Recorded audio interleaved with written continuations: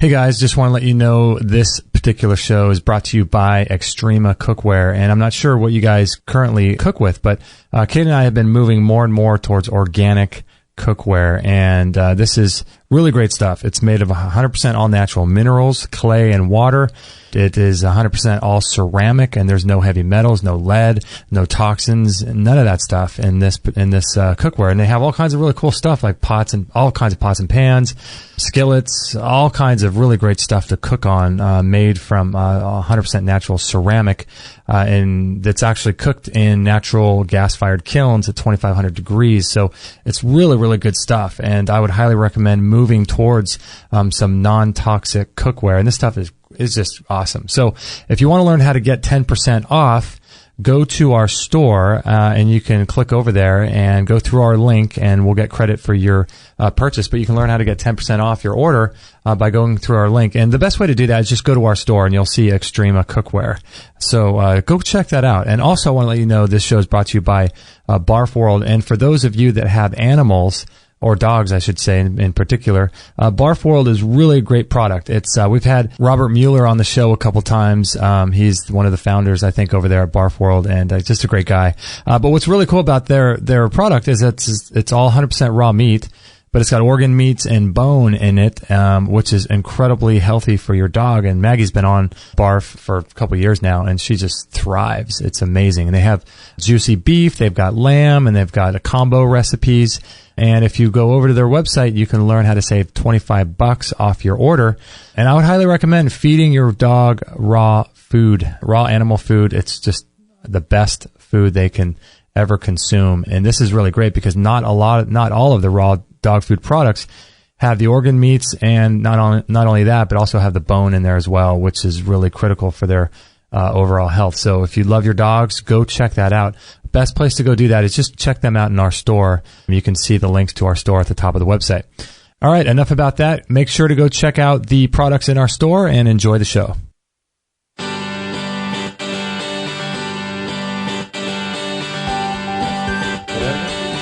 I've learned to kiss the wave that slams me into the rock of ages.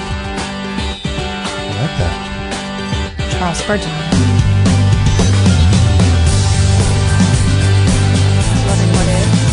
That's right. Oh, we're going. You've been on mic the whole time. No. Yeah. Really? Charles Spurgeon. You heard that one. I sure did. I was on Facebook, which I hardly am anymore. Uh-oh. I was trying to get from my old account to our account, and I saw that a friend posted that.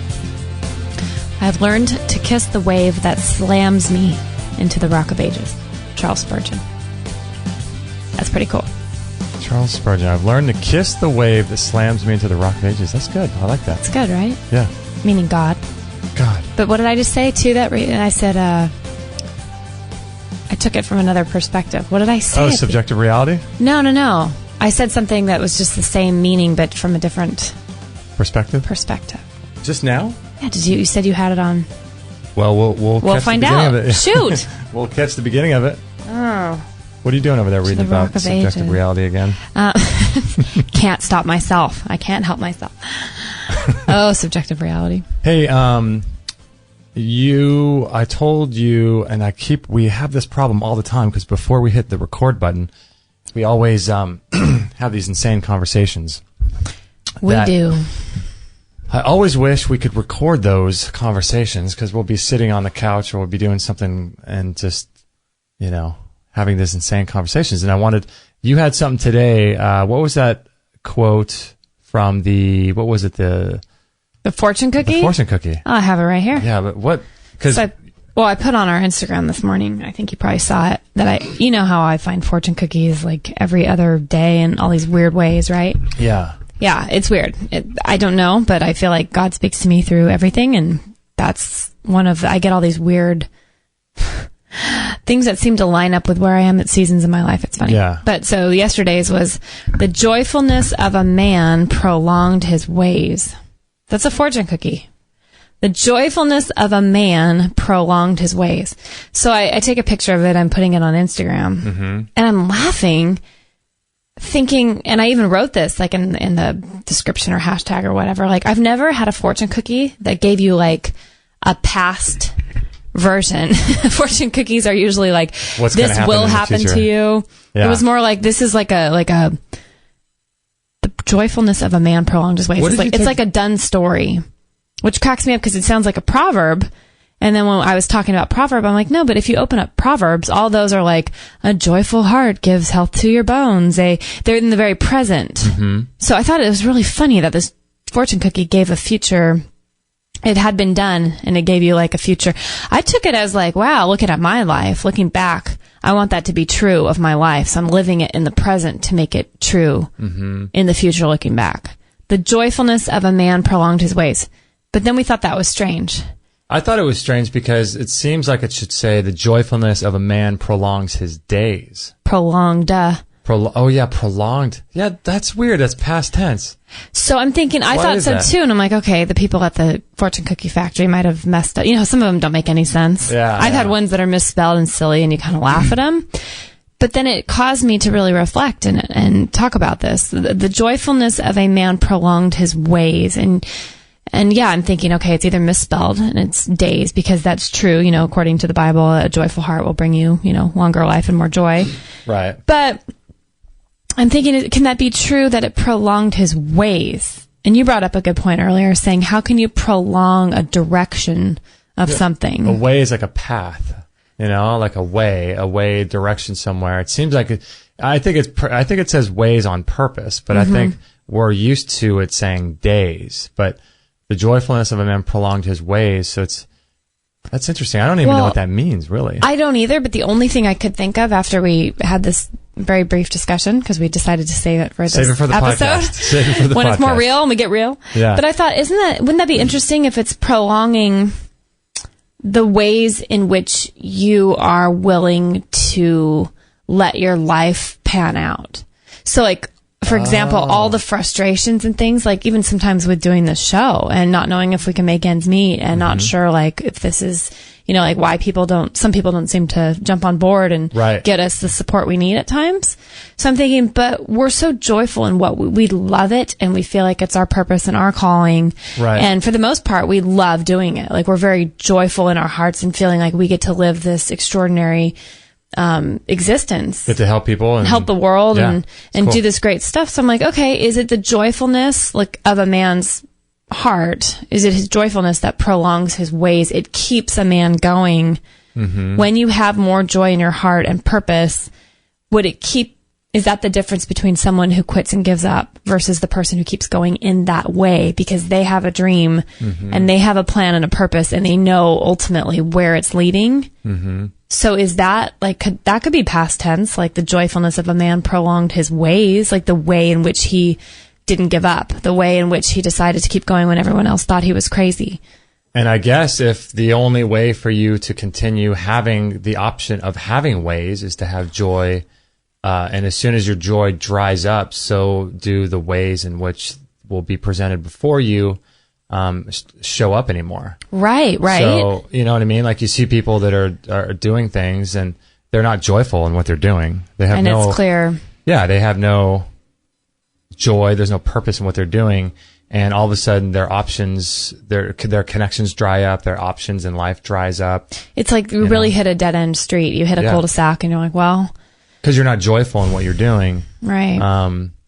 And I find it interesting too that like, I don't know what that means in terms of joyful man prolonged. It's almost like it's looking at someone who has lived and died and it's doing an epilogue on their life. Right. But like you said, it's a fortune. So, right. But I guess if things are outside of time and there's no real time, then that doesn't matter. But, I find it interesting though that you recently didn't you tell me recently that one of your hits was to have more joy? Oh, wasn't it? Every year I get a hit of a word, and it's very, very, very clear at the beginning of each year. It seems like I have like a theme set out before me in a word for the year. One year that stuck out was intention.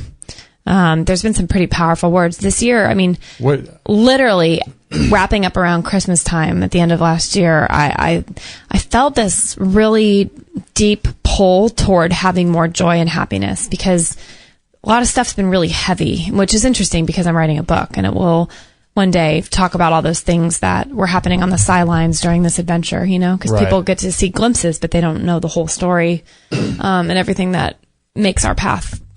But yeah, I was thinking about that and I thought, gosh, I just don't seem very joyful. I don't have a lot of happiness. Everything seems very heavy. I have joyful in my purpose, and I had joy in my purpose and felt excited about this work we're doing. But as far as when's the last time I laughed so hard, or when's the last time I really enjoyed doing a craft or being in a conversation that I didn't have to look at my watch and think, where do I have to get to next, and really was in the moment and in this joyful state. And I became really, really aware of that. And so I already felt drawn toward that word joy of this 2016. I wanted to be more joyful, more full of life and laughter again, So I'd written about that. How did that come to you?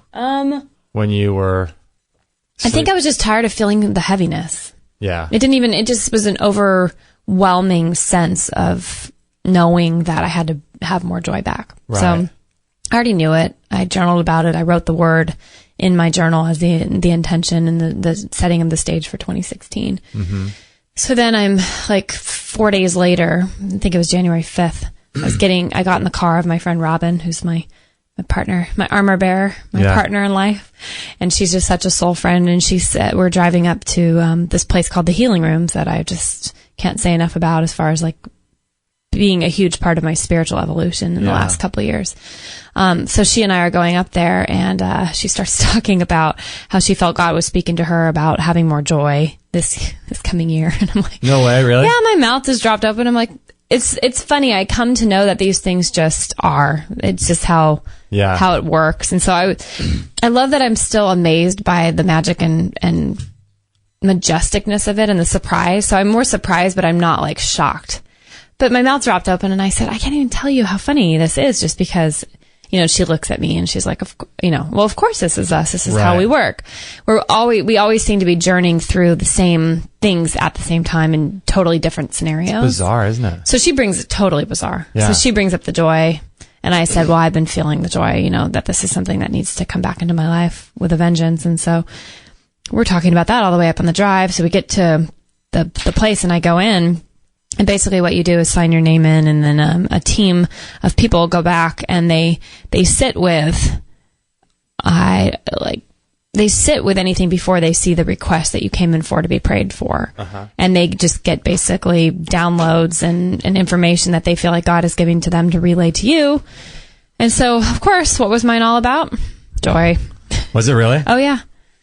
The very thing that I had it couldn't get off my mind was spoken over me about how this is going to be a joyful time. This needs to be a time when you rekindle that gratitude and just joy in your heart of when you can't wipe the smile off your face kind of joy. And I felt like, my soul I couldn't stop smiling having these words said and prayed over me. And then at the end, it really did feel like I was radiating like a light. I felt so happy and so light. That's crazy. In my soul. And then it goes on and on and on, Then I come out the door, and by the exit of this place, it's really cool. They have these little clips of squares of cloth that are anointed with oil, and they're prayed over, and you can kind of take one as a reminder, that God is with you and speaking to you all the time, kind of thing. So I took one of those, and next to them were a bunch of spiritual cards, and I just grabbed a couple of them, just grabbed two randomly out of this pile, kind of like in a business card holder type thing, stuck them in my wallet. And then Robin and I drive back home, and I'm going through my wallet later that day, and I open it up, and both cards I picked have the word joy written in ginormous letters. Wow. And they were kind of Christmas themed because it was coming off the tail end of the year. Christmas, yeah. But I'm laughing. One had the 3 wise men and the camels, and it just had the word joy, and the other one was the joy of the Lord will be your strength, or something like that. So I just kept getting the reiteration of this joy thing. Well, right. And then it just hasn't stopped. It's been in the books I read every day. It's been in the passages of the Bible I read. It's been in and you were reading something last night to me before bed about that. Oh yeah. It's just everywhere. It follows me. And then the fortune cookies, and it's the word joy. Oh, and then, the one movie we've had on our list to see since Christmas Day has been that movie Joy with, who who plays Hunger Katniss. Games girl? Who plays Katniss Everdeen? Her real name, Jennifer Lawrence. Jennifer Lawrence. Yeah. That we know her It's called name. Joy, the movie? It's called Joy. No way. Of course it is. You're kidding me. No. I didn't even know that. Mm-hmm. It's the name of the movie's Joy. It's Joy, based on the life of Joy, whatever her name is, that basically was like a entrepreneurial mogul of the 90s. Wow. I didn't even know that. Oh, I'm just laughing. Oh, and by the way, the woman's name who I went up there for prayer that day, I had a man and a woman praying over me. And Fred was the guy who gave me the joy kind of prophecy. And then she gave me a whole vision that she had when she laid her, talk about crazy. She laid her hand on my prayer request without looking at it and got this whole vision just downloaded to her in a second, and she shared it with me. But anyway, her name's Joy. No. Did you know that? No. Had you ever seen that lady before? I'd seen her. I didn't put that together. That was hilarious. Wow. So then I go in. I went back up yesterday, and I walked in, and I said, "Oh, hi, Joy," and I recognized her, and she goes, "Kate, right?" And I said, "Yeah," and she goes, "That's just a beautiful name. It just really when you came in." So she remembered me, and she said, "When you came in a little bit ago, I just thought, what a lovely name." And I go, "Well, I can't even tell you what your name has meant to me." And I started just telling her how ever since I came up there, it just the name and word Joy will not stop. So. Yeah, I found it funny. I laughed, of course, when I picked up that fortune cookie. Isn't it weird how, like, for the longest time, for the longest time, this has been happening to you, and then a while, ago, maybe about a month ago or so, you had a period of time where this stuff stopped happening to you. And we're talking about this last night. Where'd the magic go? Yeah, where'd the magic go? But, maybe it didn't really go anywhere, but it's interesting how you can live in that space of just weird, bizarre synchronicities happen to in your life all the time. Like, I don't even get to that space. I'm working on it. But you seem to live in that world more easily than I do, and you can get into it easier than I can. But maybe that's just something. What's that? I have to grab something to read to you. Yeah.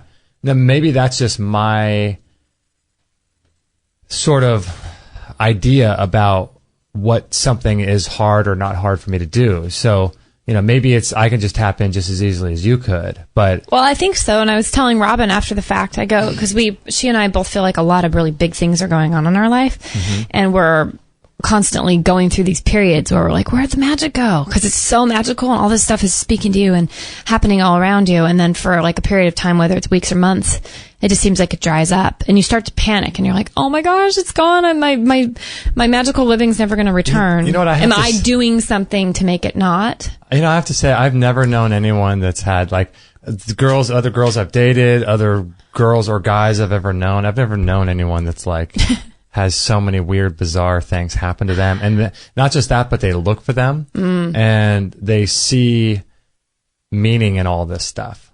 Like you'll go around and you're getting like fortune cookies and, buckets of lemons on the curb waiting for me. Yeah. Primarily a Mexican neighborhood. You'll go into a Mexican neighborhood and walking Maggie. And there's fortune cookies. What Mexican people are eating Chinese food? So much so that I find them almost every day. Yeah. And you get stuff, and it's not just like you find a fortune cookie, you find it and it just has a complete meaning to you. Or you'll see the symbols. Remember that, just the Omega symbol that I've been seeing symbols everywhere. Omega and a hieroglyphic that stands for the word release. Yeah. I've seen it in seashells, spray painted on rocks at the beach. Yeah, did you take a picture of that? I did take a picture of Is it on our Instagram? No, I should post it. It's pretty ridiculous. It's a picture of the Omega symbol, and you were getting that symbol showing up everywhere. Everywhere. Books I was reading at the end of a book called What's in the Way is the Way by Mary O'Malley. Yeah. A friend loaned it to me, by the way, and I was like, oh, cool. And I've read it, and I didn't even put together that at the end of each section, she has that little Omega symbol of like, let's wrap up our conversation and do some deep thinking about it and some practicing of what it is that she's so teaching. Weird. It shows up everywhere. Well, then by the way, I don't even know how you could write that name and talk at the same time. When I start writing something, that's why you're such a good note taker. I can't write and talk at the same time. I just can't do it. You know what? Honestly, it's years and years of feeling like doing hair with clients. I was in my own world thinking about my own stuff, having to pretend like I was interested in some things when I'm just like completely checked out. So I'm really good at multitasking. What's funny though is when you were saying about like the magic going, I told Robin, I said, it feels like when those times when the magic is gone, I've come to the realization that it's not gone at all. It's almost would be too much for my spirit to handle if it kept going.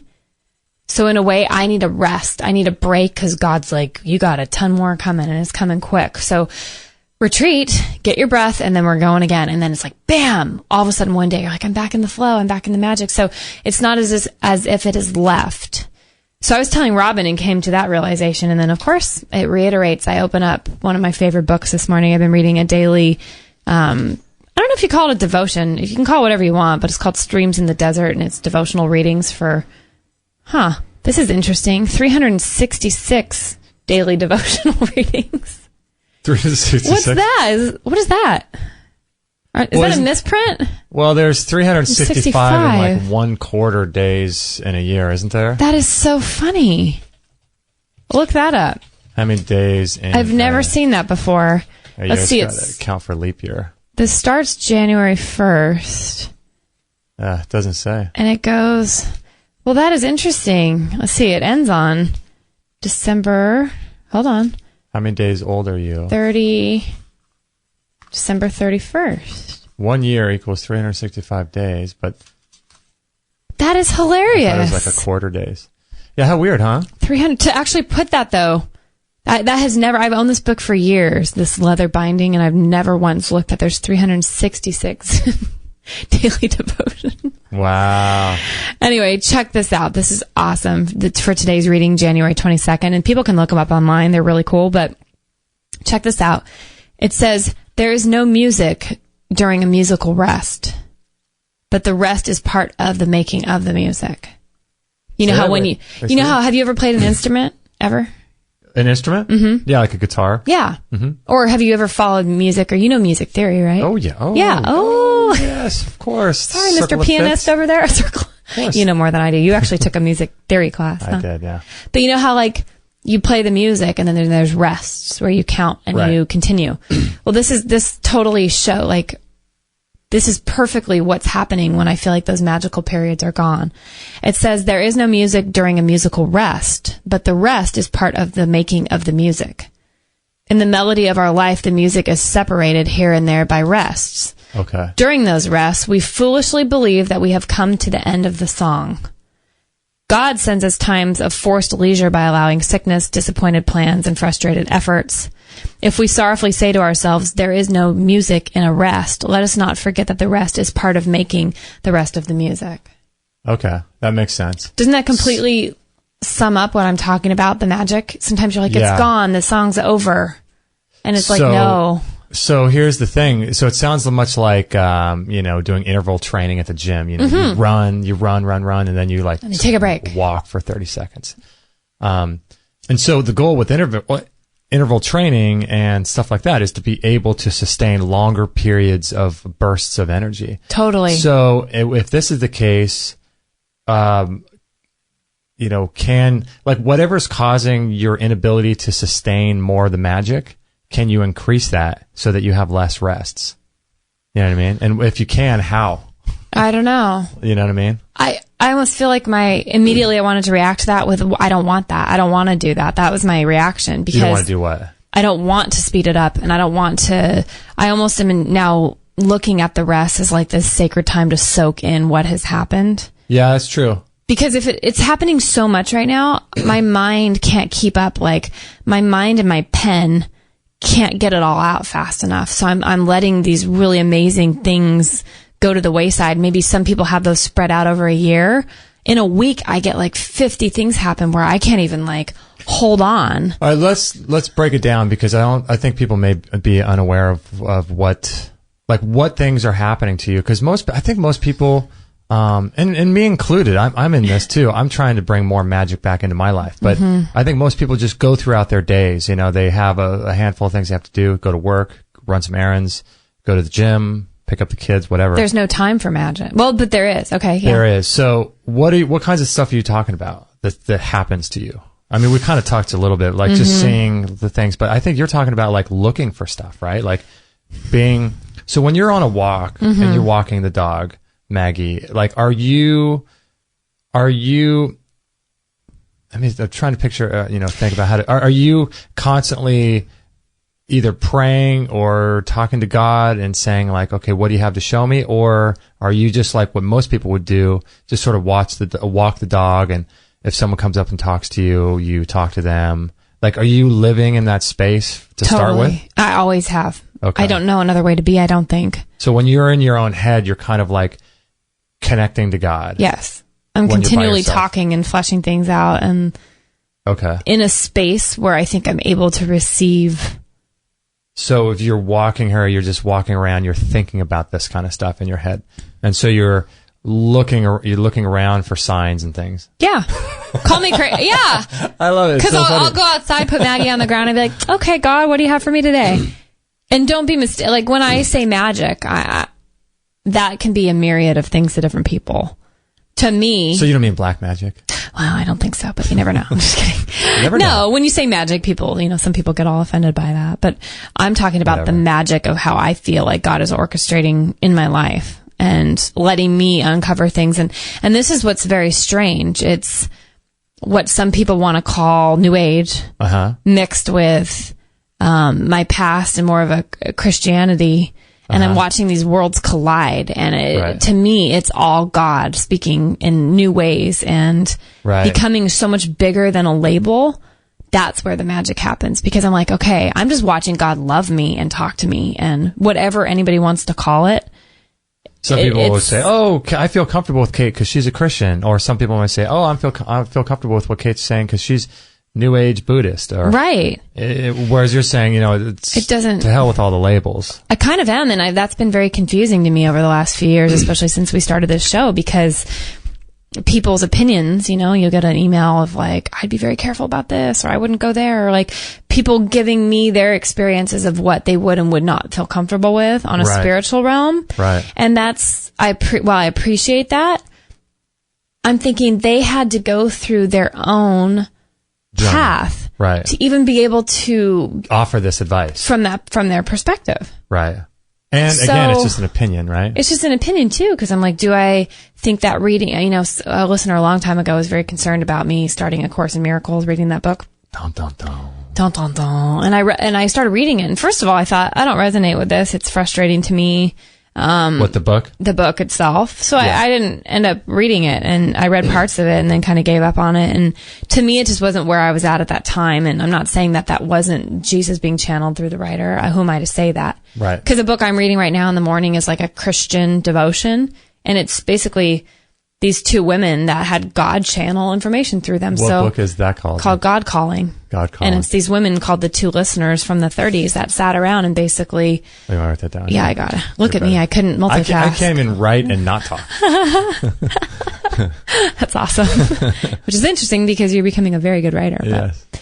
But I'm like, okay, so you have all this stuff conflicting. What do you do with that? So it's okay if it's a Christian under a Christian label being printed out, assuming that God is telling these women this and it's the voice of God. Right. But it's not okay if it's the Course in Miracles. It's not okay if it's the Course in Miracles. Or who are those people? Why am I blanking on them? Abraham Hicks. Abraham Hicks, yeah, that's demonic, but even though they're... But if you have a prophet come up to you, a modern day prophet, like I went to a church service the other night and I had this South African black preacher prophet come up to me and speak very prophetic words over me. So a lot of people would be like, well, that's okay.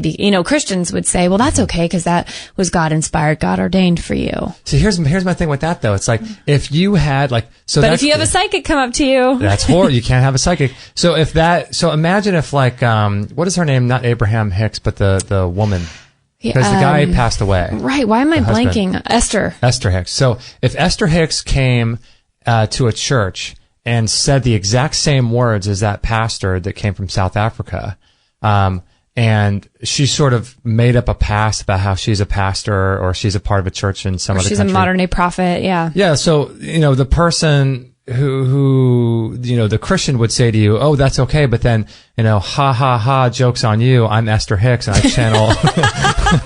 channel, Methuselah. Here's a word from God, ha ha ha. Or whatever, I channel God knows what, who's the person? Abraham or whatever? So they channel Abraham, and then all of a sudden, you know what I mean? It's like, it's just you slap a label on it, you use certain terminology, and everything's okay. Well, Totally. So and then weird. and then let's get real. You read about the passage, and I'm not good at quoting memorized scripture, but there's the passage in the Bible where God uses a medium to deliver a message. Mm-hmm. And he uses that as his, no joke intended, but as his medium. Right? It says, he uses a medium to deliver a message, and then basically he says, well, don't ever do this again. Does he? So that's thoroughly confusing to people, It's confusing to me. I just did a Google search. God uses a medium in the Old Testament. Here you go. So this is Blue Letter Bible. Okay. The Bible clearly condemns the practice of this guy can't write very well. The Bible, maybe he wrote my fortune cookie. The Bible clearly condemns the practice or spiritism. Mm-hmm. Or okay. It should say of. Moses wrote, prolonged his ways. Yeah. This guy needs his ways prolonged. You shall not his writing ability prolonged. Yeah. You shall not eat anything with its blood. You shall not practice augury, Augury, or witchcraft. Okay. Do not turn to mediums or seek out spiritists, for you will be defiled by them. I am the Lord your God. The Lord warned through the prophet Jeremiah, you therefore must not listen to your prophets, your diviners, your dreamers, your soothsayers, or your sorcerers, who are saying to you, quote, you shall not serve the king of Babylon, for they are peoples prophesying a lie to you, with the result that you will be removed far from your land. I will drive you out and you will perish. Well, that's not very nice. No. I don't know where that is. Here, I'm going to find it. Consulting Samuel. It's Samuel. Here it is. You got it? Saul consults a medium, 1 Samuel 28. 1 Samuel 28, okay. About that time, the Philistines mustered their armies in another war against Israel. King I'm going to be horrible with names, Achish, told David, you and your men will be expected to join me in battle. Very well, David agreed. Now you will see for yourself what we can do. Then Achish told David, I will make you my personal bodyguard for life. Meanwhile, Samuel had died, and all Israel mourned for him. He was buried in Ramah, his hometown, and Saul had banned from the land of Israel all mediums and those who consult spirits of the dead. The Philistines set up their camp here, and Saul gathered the army of Israel and camped at Gilboa. When Saul saw the Philistine army, he became frantic with fear. He asked the Lord what he should do, but the Lord refused to answer him, either by dreams or by sacred lots or by the prophets. Saul then said to his advisors... Lots? Yeah. That's like the Urim and the Thummim. Thummim. Yeah, the Lord. He asked the Lord what he should do, but the Lord refused to answer him. That's strange. Either by dreams or by sacred lots or by the prophets. Okay, so that right there says that God answered people, at least back in that day, through dreams, by casting of lots, or by prophets, okay? Well, it also says that God will speak to the old man through dreams and to the young man through visions. Right. So, but then... in the thing I just read a few minutes ago, it said that you shall not seek out by dreams or Urim or by the prophets. So it's like, what's going on here? Paul says to his advisors, find a woman who is a medium so I can go and ask her what to do. And his advisors replied, there is a medium at Endor. Isn't that the moon on Star Wars? That's There's a medium at Endor. But then this is funny. So Saul disguised himself by wearing ordinary clothes instead of his royal robes. Then he went down to the woman's house at night, accompanied by 2 of his men. I have to talk to a man who has died, he said. Will you call up a spirit for me? Are you trying to get me killed? The woman demanded. You know that Saul has outlawed all the mediums and all who consult with the dead. Why are you setting a trap for me? And this is what he says. But Saul took an oath in the name of the Lord and promised, as surely as the Lord lives, nothing bad will happen to you for doing this. Finally, the woman said, well, whose spirit do you want me to call up? Call up Samuel, Saul replied. When the woman saw Samuel, she screamed, you deceived me, you are Saul. Don't be afraid, the king told her, what do you see? I see a God coming out of the earth, she said, and what does he look like? Anyway, he goes on and on and on. So it's like, yeah. It's so strange. And then she says at the end, Saul fell to the ground, paralyzed with fright because of Samuel's words. So Samuel delivers him a message. That's bizarre. This is what Samuel says. Why ask me, since the Lord has left you and has become your enemy? The Lord has done just what he said he would do. Okay, so he starts prophesying, like saying the truth to Samuel. So if he's speaking the truth, whoever she conjured up apparently was the real Samuel. Okay. So and he was speaking. By the way, obviously God let that happen. Yeah, and well, God essentially caused it to happen because he wouldn't answer. He wouldn't communicate with Saul, right? What is that? And so if God is outside of time and he's all-knowing, according to the Bible, then why would he have done that knowing that Saul would have turned to a medium? You know? Totally. It's like if I'm going to offer you a drink and I'm selling drinks, but I know that if I charge, $6,000 for this particular drink, and you can get the same drink next door for 50 cents, why would I charge you that knowing that you would just say no and go next door and get a drink? Like, it doesn't make any sense. Right. It gives you no option, almost. It forces you to do the thing that makes the most sense. So I don't know. Yeah, I think that it's So he outlawed them, first of all. Was it God who outlawed them, or No, Samuel, right? Samuel. And then Samuel comes up being conjured. Is that what happens? No, Saul outlawed. I don't know. Samuel. Saul had banned from the land. Okay, so he outlawed all the mediums and things, and then he ends up going to one. So it's almost like, is that God saying, like, don't do stupid things in your own flesh and then think you're above, like, how I can work? Right. I don't know. And I feel like, call me crazy, but I feel like a lot of every book, including the Bible, is up to interpretation. Well, so thank you for my birthday present coming up. Oh, next Wednesday. For all of you that feel comfortable with Kate because she's a Bible believing Christian, what did you get for me on Sunday? Throw them for a loop. I got you. Keep them guessing. An astrology reading. Nice. There you go. I think there's so much crazy stuff going on with numbers, and see, this is the thing. What do you got? I'm just trying to be real. Like, it's okay if you want to, if people want to throw stones and judge, whatever, but this is the only time, for the first time in my life, that I've been able to look into how possibly things work in this realm that we call reality.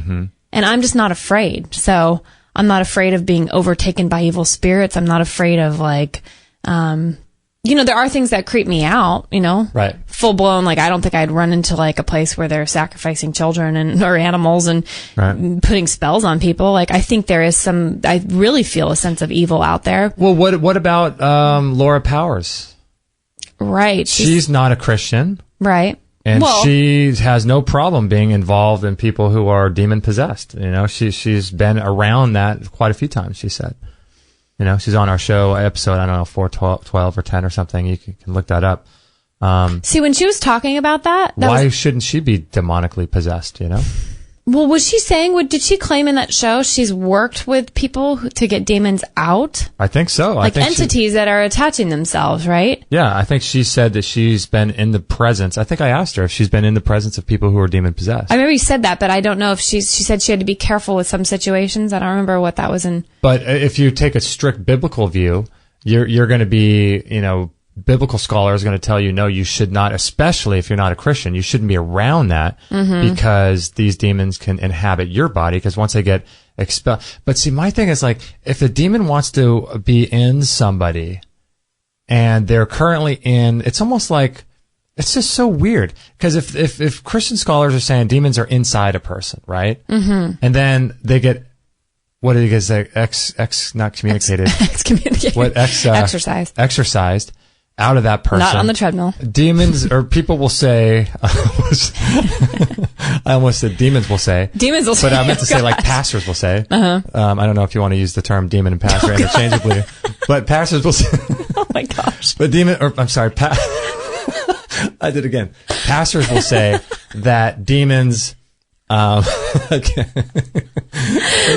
man, that's funny. But pastors will say that demons don't like to be disembodied, and that's why in the story of Jesus, he puts them into a pig because they have to go somewhere, and then the pig's gonna run off a cliff, right? But which is so bizarre because I was exploring that story recently. Why would demons go into pigs if they want to be in a body, and they go into pigs, and then they force the pigs to jump off a cliff. So then 30 seconds later, the demon finds another body. They're in that state all over again. They have to find another body. You just killed a bunch of pigs for no reason. Yeah, it doesn't make any sense, right?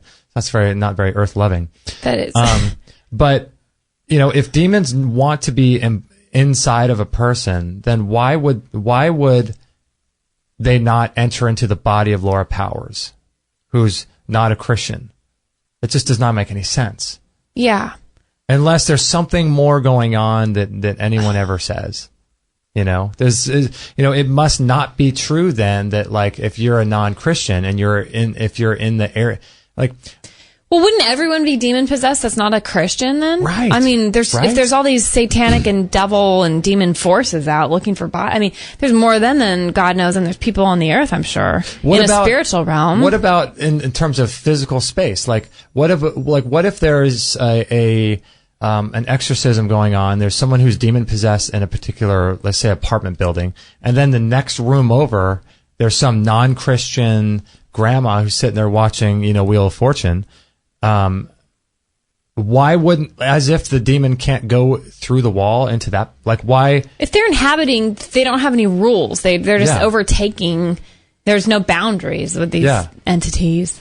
So it's cool that you are finally, for the first time, like, exploring parts of you that you just have always wondered about, and you're not afraid of people judging you. Well, yeah, because isn't that a valid question to ask questions like this? It's confusing, but if you're not going to ask them, you're never going to get clarity. You're just going to be scared. I think it's more disempowering to just feel like, oh my gosh, like, okay, so what do you do in the case where, like, yesterday, for example, I'm up at the healing rooms. And there's a woman who is a believer of Jesus and God, and she comes in and she's demon possessed, and she asks the team to cast out these demons. And let me tell you, it was pretty bizarre. I was sitting in this other quiet area journaling and listening to music while I heard these things screaming coming out of this woman. I've never experienced anything like that, and I'm not seeing it, but man, am I hearing it. And it was like these screeches. They didn't sound like a person. They were gnarly. Really? So later on, I had a friend who was in there, and I asked her what was going down, and she said literally this woman was being delivered from these demons were cussing at him, cursing him, calling him all kinds of names, and finally after hours and hours, they basically got this woman free of these spirits, and it was gnarly. But I'm like, what? Why? So if they're doing that, supposedly in Jesus' name, Laura Powers is doing it with the help of the angels, or you even get those ghost hunter people coming in and clearing spaces and getting demons out of people, just exorcist type. Right. If a priest can do it, if a pastor can do it, but then if a person off the street is like, creeps me out, I'm going to outcast this. I just feel like you cast this out, not outcast. But like, if this is happening and people are being free, that's the whole thing with healing, even with physical healing. My friend Robin's always saying, like, well, my beliefs might be a little funky for being a Christian. I might be looked at as kind of the black sheep, or even chastised for some of the things I believe. Right. But if things like Reiki and energy medicine and dealing with angels and mediums, and if things are healing people and you say it's evil, if people are going to tell you it's evil and it's not of God, but people are being healed, what the hell does that mean? What is that? Because if people are being healed, then she makes a joke, but she's like, well, then I guess I'm going to have to side with Satan on that one. If he's healing people, if Satan himself and demons are healing people. Satan is he's always been known as the great healer, the great physician. But it's like, if that's happening and the Bible says, like, Satan's out to destroy and ruin you, but yet you're getting healing, I just have a hard time thinking it's coming from an evil place. I think we're either looking at demonic forces completely wrong, or maybe they're not even demonic. Maybe they're just, maybe we're putting ourselves in these own, maybe this is all in our head and we're causing our own demon. I mean, don't they say the biggest demon's in yourself? Like, your biggest challenge is in your head. It's between your ears, and that's where the battle goes on. That's where the real spiritual battle is fought. So you didn't take too kindly to the letter that was sent to you about the Course in Miracles. I don't know if I'd say I wouldn't take too kindly to it. I saw her heart in writing it, and that I appreciated,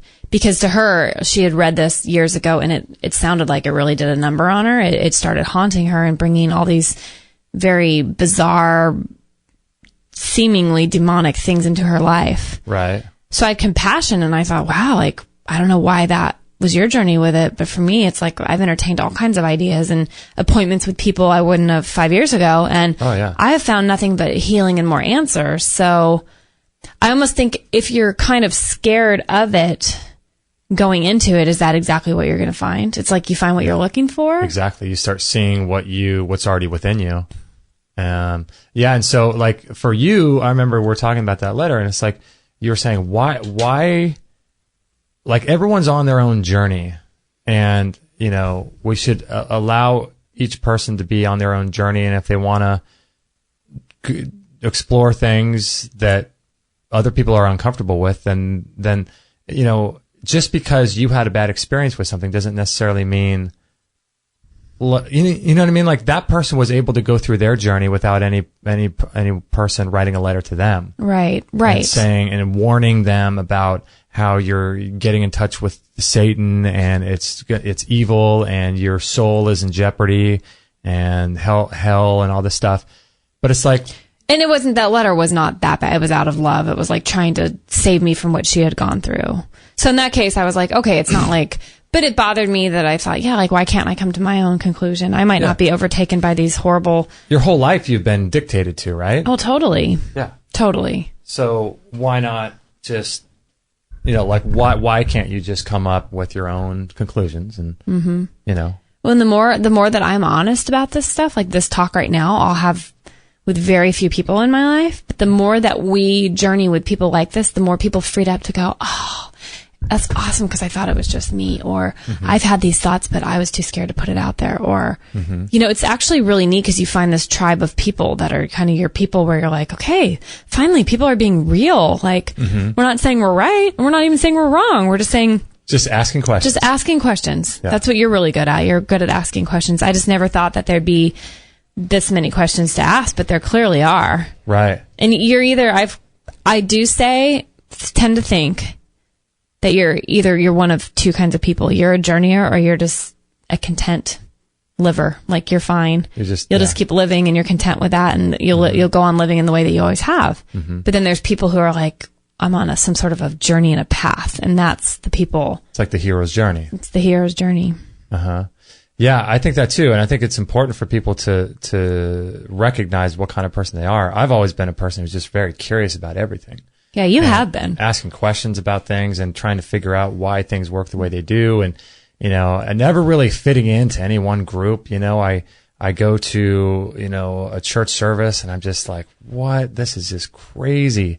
And then I'll go in what way? Like you mean in like what is being taught, or what's being taught as truth? Like 100% truth? That, like, just the language that's being used, the disempowering language, the historical fact that people are talking about. Like, you'll go to a church service and then they're talking about, using militarized language about God's victory and conquering and things. And, I'm just looking at the language, and then I'm also looking at, like, maybe they're talking about, Sandy Hook. Like, there's a pastor up there talking about, I don't even believe Sandy Hook was real. I think that was all just a media thing. I think it was all fake and made up. And I mean, maybe it was, maybe it wasn't. I don't really care. But the fact that the pastor would take it as like truth. Take it as truth. That means he's buying hook, line, and sinker into the mainstream media, which makes me question anything else he's saying. And so I have all these thoughts going on in my head about something, and that's just like just the surface stuff of what I think about when I'm in church. Right. Disempowering languaging. Okay. Well, sorry, I just had to say, besides that, now when I go, I mean, we've watched too many documentaries and read too many books it's hard for me to believe the Bible hasn't been changed 1,000 times over since it was written, and who chose what books made it in and why. So they're speaking from the pulpit from a version of what they think is absolute truth. Right. No doubt, like, personally, I believe God's word prevails, and no matter how many times it's changed, you're going to get the messages if you're looking for them. Right. That's what I've come to the conclusion. Yeah. But to take something so literal, or to take something so, they're just going off of their one book. So I'd love them to do 20 hours of other books or documentaries and then go, well, what do you do with this? Like, what do you do with if the Bible's been changed a million times, or but that's hard. Certain books are disappeared because they have too much truth in them, or they're that's hard for them to come to terms with. See, you know? I like to think about like belief systems, like software, like beliefs, like a software, like you get a software on your computer, and the software allows you to do something. Like I have a little software here, I forget what it's called, but it allows me to put a picture from my computer onto our Instagram account. Okay. And typically you have to do that with your phone. Uh-huh. And then you have other software, like my editing software allows me to do something else. And then when I'm done editing, I turn off that software and I can explore another competing software that does something else that helps me accomplish that goal. Okay. And so I look at belief systems like that. Okay, well, I can explore the richness of a belief system, but I don't have to be married to thinking that I am that software and I am that belief system. And so, when I sit in a church service, there's just so many questions that happen in my head that doesn't allow me to accept everything that's being said. Right. And I've been through the whole thing. Like, people will say, "Oh, well, you've just got a hard heart, and God, I have to pray for you," and you're misled. Yeah, I'm misled, and I have things in my life that I'm hiding, and that's why I don't want to believe in God. And it's none of that. It's not that I don't want to not believe in God. It's not any of that. It's just that I'm just asking questions of things that don't make sense. And so when you're saying about them talking from a book, and why wouldn't they question things like, why, if they will look at different books like that one, John Marco Allegro, Jesus and the Cross, talking about Christianity and mushrooms, or Bart Ehrman's Misquoting Jesus, and these types of, those are just a couple of the books that are out there that scratch the surface of what's going on. And there's so many people out there that are just bringing up things that would make people question what their deal is. But when you assume the thing you're assuming is true, that's the problem. Right. It's because no matter what anyone says about anything, there's no room for questions. There's just no room for questions. And isn't that just... what kind of growth can come from that? Like, I'm a raw foodist. I don't care what you tell me about the benefits of animal products, or I'm a paleo guy. No one can convince me that eating raw vegan is going to be healthy. Well, you just get married to the belief system. Yeah, it's like, you can't. And so, but then again, at the same, going back, like, I don't fit. We went to Gabrielle Bernstein's, remember, thing at the Golden Bridge Yoga. She gave a talk, right? And to me, that's just like, I don't want to speak negatively, but I did not fit there either. I just did not fit in this weird new age people with turbans on their heads. Yeah. That's not chanting, and that's fine. It could be true, but I didn't feel like I fit there either. I don't feel like I fit anywhere, really. Right. And I think labels is the problem. This is why I'm glad we're having conversations like this. It's hard to put out there because you still do have a little bit of a fear of judgment from people listening, and that's fine. But I'm just really like, we just got to be more honest as we continue to go through this journey, because other people are going to resonate, going, "Okay, I don't fit anywhere either." I'm not New Age. I'm not Buddhist. I'm not Christian. No. But what am I? I don't know. Right. You have a belief system that was put onto you when you were young. I'm reading that book by Mary O'Malley, like I said, and she said everything, the storyteller in our heads is set by the time we're 6. And a lot of people say that by, your personality basically is set by the time you're 7 or whatever. Bruce Lipton. Yeah. So that's all interesting. But then you think, gosh, like, if you had that thrown at you, that's all you've known, and then asking for people who don't ask any questions, that's who they are the rest of their life. They're solidified in that. So I think we're doing this for ourselves, but hopefully also connecting with the people that are brave enough to step out and be like, yeah, I don't know, I don't fit anywhere either, but what does this mean? Like, what could this mean for all of us? Maybe it's a journey for us to shed our labels and shed our connections with being called something. Like, I am a Christian, I am a Buddhist, I am a raw foodist. Like, what the hell is all that? The totality of your eternal soul is, I am this. I'm putting a label on myself. And before you became a Christian, if your soul's eternal, were you a Christian? Interesting. Because if the essence of who you are is a Christian, then that means you're a Christian before you're a Christian. That doesn't make any sense. So you can't be the thing that you claim to be. That's a label. You know, and this was happening, you know, we were looking for a studio place, and it's interesting on our Instagram, we posted a picture. It's just so funny how this happens, because we posted a picture. We're looking to expand and get a studio and do videos and all kinds of cool stuff, and we're really excited about it. But you know, it's a leap of faith, right? We're trying to leap afford that, you know, and put out more stuff for you guys and all that. But so we had this really great conversation with the guy that owned the place, but he was very, very, very fundamentalist in his Christian beliefs. And I just thought that was so bizarre. And it was just kind of the first time we met him, it was okay.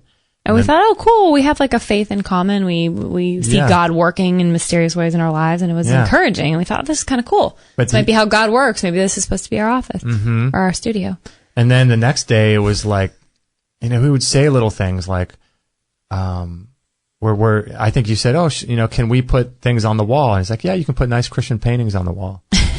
It's like, what? That's so weird. What are you talking about? Christian paintings on the wall? Right. Why would we, is this a church or is this like a commercial transaction? We're just trying to rent an office. We're trying to rent a space. Christian paintings? What are you talking about? That really, really rubbed me the wrong way.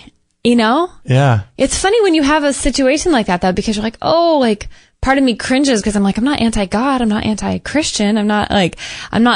But I was like, oh gosh, like somebody, no matter what you are, coming so strongly, telling me what it is that I should be doing or what I could be doing was just so bizarre. Yeah, it's really weird, right? It's like all up in my business. Like, oh, great. Yeah, you can put nice Christian things all over the walls. And I'm like, well, that's interesting. Like, yeah, and so part of it was like, okay, this guy's obviously very, very, very Christian, right? It's just all over the top almost, and I mean, not almost, he was. Yeah, he was. Even the pastors that I used to work for back in the day didn't even act as Christian as he was acting. And so a part of us was like, okay, well, we're going to come in the studio. We're going to interview guys like Graham Hancock.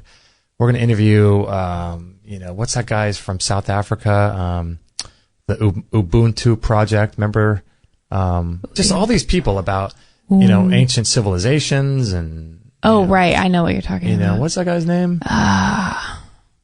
I forgot what the guy's name is. I don't either. Last name. But people just even as controversial as the Anthony William and Medical the Medium or Laura Powers or Chris Kaler, like the funky ones. Do we feel comfortable being in a situation where it's obvious he is very Christian? Right. And so do we feel comfortable exploring ideas?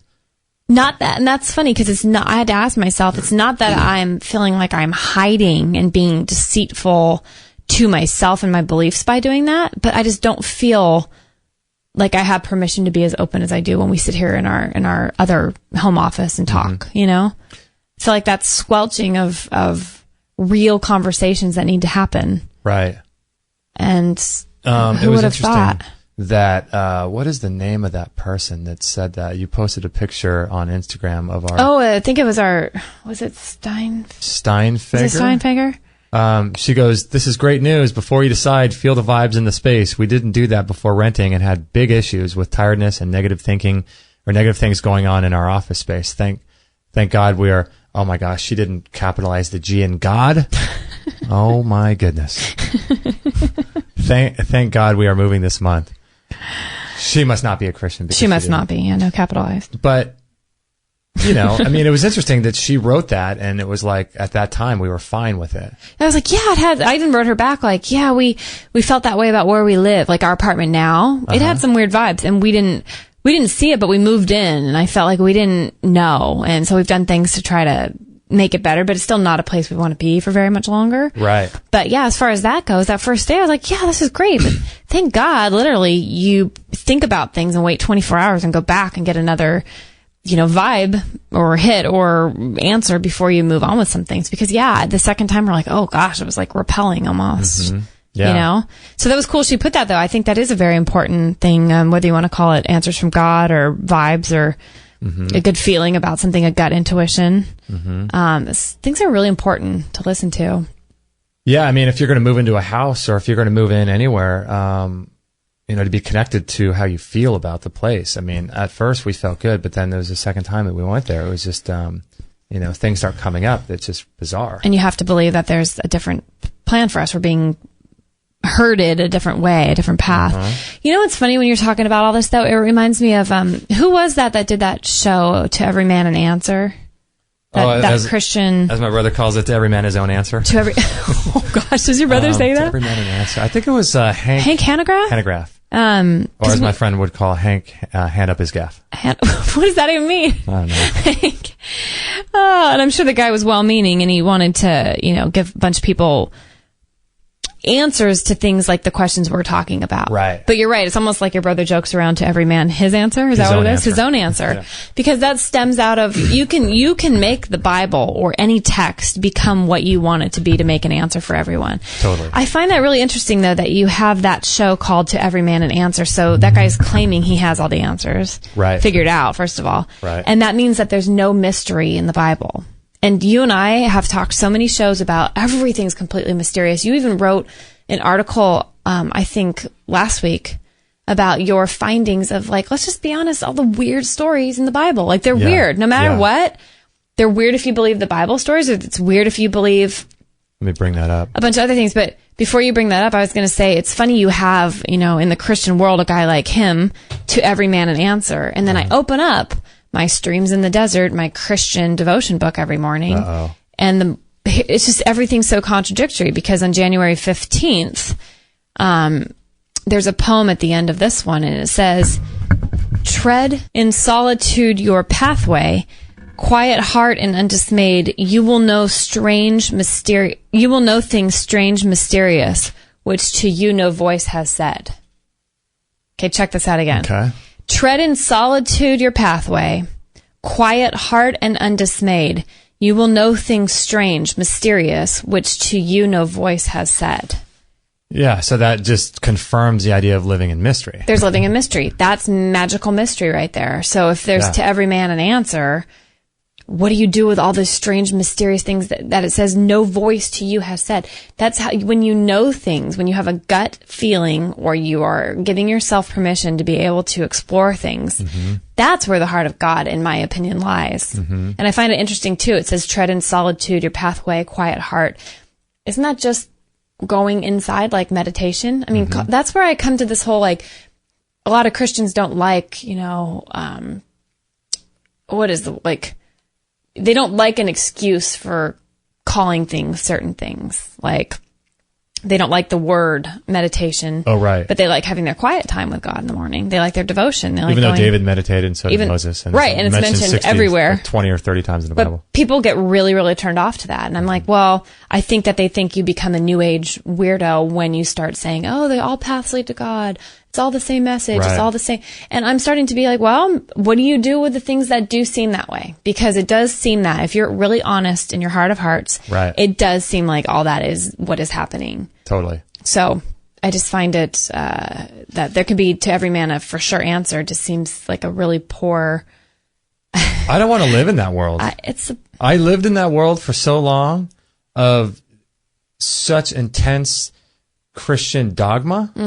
And I was going out. Did I ever tell you that we used to go to Mormon churches and try to convert them? No. And then we'd have like hours of debate. I was in high school. We'd go and debate Mormon doctrine in Mormon churches. We'd go there. I did not know that. And I was like 17 years old. Oh my gosh. I'm done with that. Like, it's just... Wow. We would go there and we would speak with the elders and we would talk. You would go meet with the elders of the church? Uh-huh. So it wasn't like you were just trying to talk to Mormon kids coming out of a service or something? We were doing what they do to other people. You know how they ride around on bikes? We did that to them.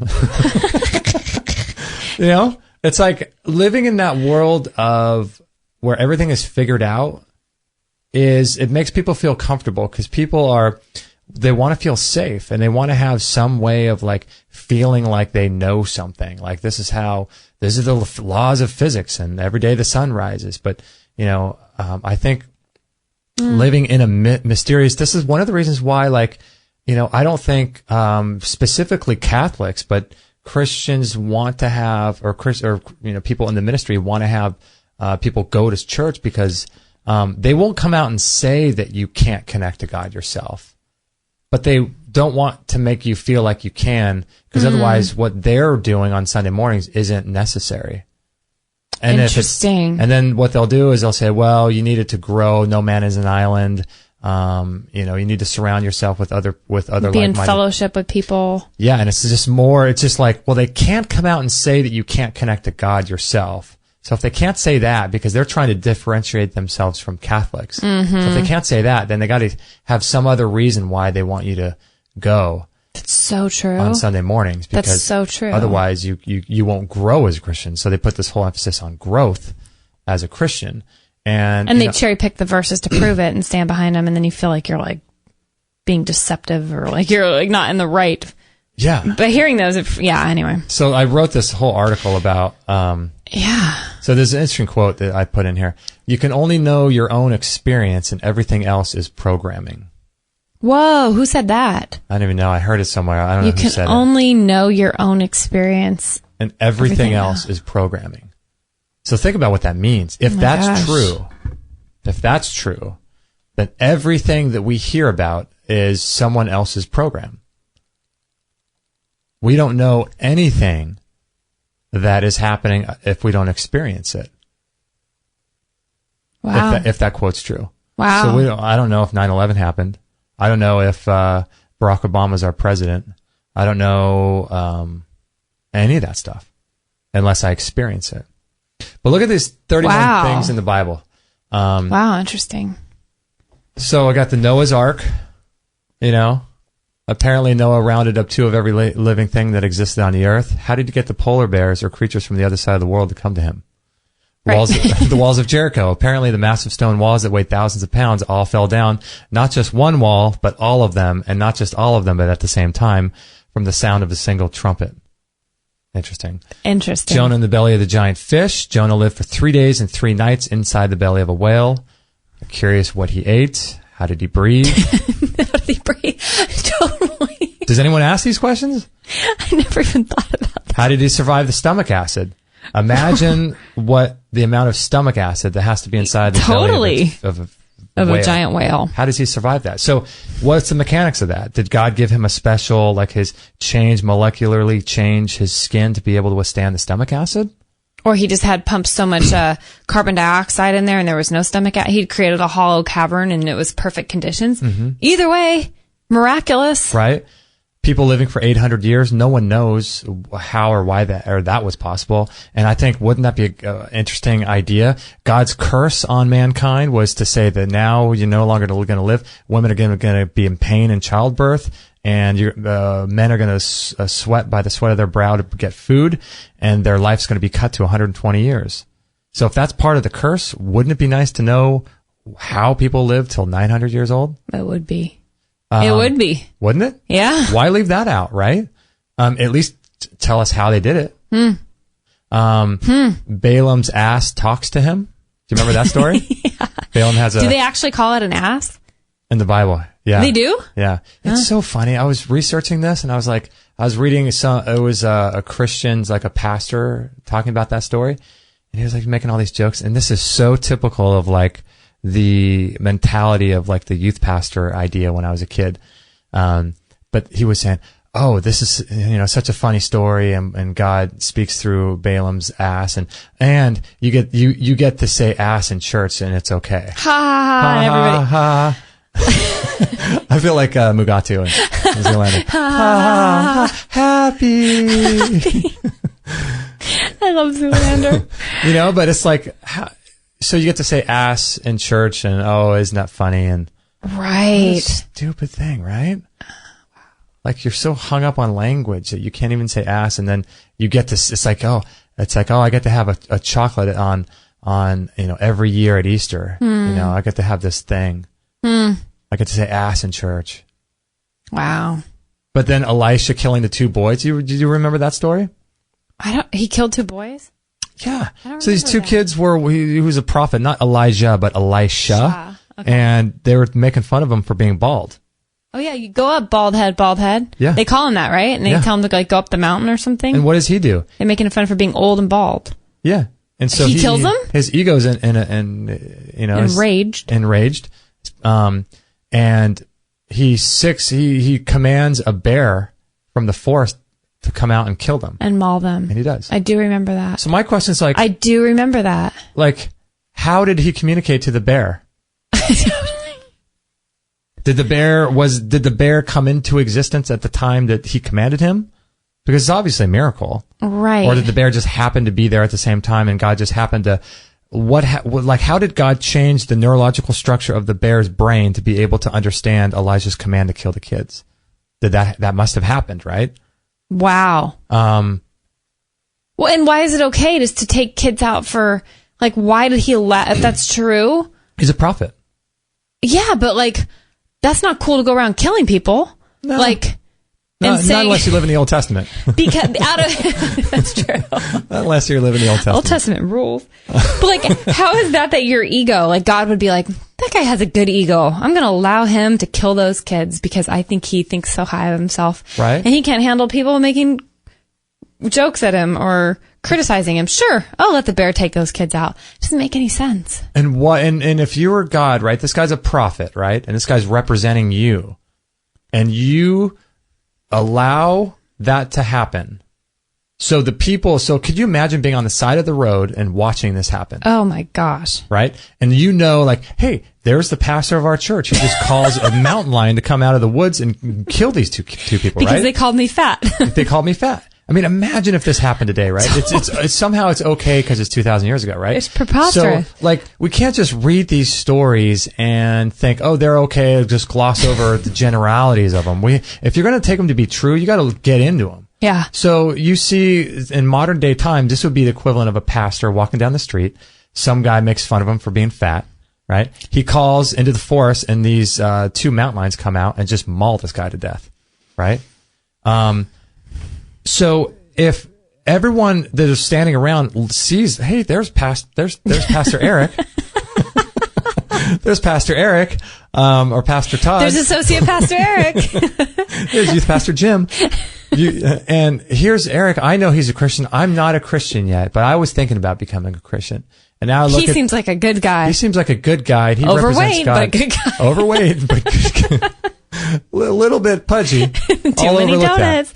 But I'm thinking about becoming a Christian. I'm looking at the actions of this guy who's supposed to model godlike behavior. He calls into the freaking forest these mountain lions to come and maul these two kids, and stands there while the kids are screaming in agony. All because he called them bald, right? So if I'm God, why would you allow your own prophet to represent you that way? Wow. And not only that, but why would you allow someone to write about it, and so the rest of humanity can learn about you that way? Is that weird? And then is that weird? And then or am I weird? Who's weird here? I don't get it. Well, and then he's elevated as a godly man, right? A prophet. I think so. I don't. He doesn't go to jail. I don't know. He doesn't have any. I mean, I don't know if he has any. Well, he. I got to look more into it because it's Elisha. I don't know the story of him too well, but that's crazy, right? I doubt he's paying for that. Like, I doubt that it was like the whole city threw him into a jail cell because he killed people. It was more like, and the Lord. What if you were the parents Elisha. of these kids? I know, like, let's. Oh, I got a couple rambunctious teenagers. And they like to call people bald, right? Oh, they just did it to the wrong guy. You know, I mean, so my point in this article, it's called Christianity is Crazy. So my point in this article is that you can't say a Christian doesn't have the logical, moral ground to be able to say that mediums and chakras and yoga and energy medicine and Rife machines and Adam Bergstrom stuff, you can't call that crazy either. I know. You can't do it. You just can't do it. Because this is just as crazy. And I start the article by giving a definition of what crazy means. But what does crazy mean? It just means like, it doesn't really go anywhere, but it just means, as per the dictionary, is mentally deranged, especially as manifested in a wild or aggressive way. Which, by the way, wouldn't Elisha be considered crazy? Wild and aggressive. Mentally deranged, wild and aggressive. That's a little aggressive to me. Just a little. Right? And then, so I looked it up, mentally deranged, especially as manifested in a wild, aggressive way. So then I looked up the word mad or insane, And it says, in a state of mind that prevents normal perception, behavior, social interaction, or serious mentally ill. And so I just think that, you can't, like, the labeling is what's the problem. People will say, oh, I'm a Christian, all this other stuff is crazy, chakras, mediums, and all this stuff that's crazy. It's not true. But meanwhile, they're failing to just look at all the stuff that's just bizarre. Right. Lot's wife, pillar of salt. I mean, what's up with that? When has that ever happened? Right. A man like Samson having his eyes gouged out and then pushing the columns of the giant temple over. Did he have his eyes gouged out at that time? Uh-huh. Wasn't he got mad. Wasn't that the Clearly. his haircut? Yeah, his haircut. He got his haircut first, right? And they stripped him of his... Is that what happened? Power. Yeah, and then they gouge out his eyes. And then he gets mad, and so he goes into wherever all these people were, and he pushes down the columns with his strength. That's one last strength he gets back before. And I think he dies with them all. I think they all, die inside the temple. And I'm like, what in the world? Right. That'd be like if you had a UFC. That'd be like it'd be like Andre the Giant going into Whole Foods. It's being very upset. Pushing a wall, and the whole thing just completely falls down on everyone and kills everybody. It'd be front page news, wouldn't it? It would be. Right? And people would be like, how did this happen? This is insane. It's kind of crazy. You have to admit it's crazy. It's crazy. It's crazy making. Yeah. And it's just so funny, too, because people just don't want to admit. They don't want to admit that their beliefs are just as crazy as everybody else's. Everybody else's.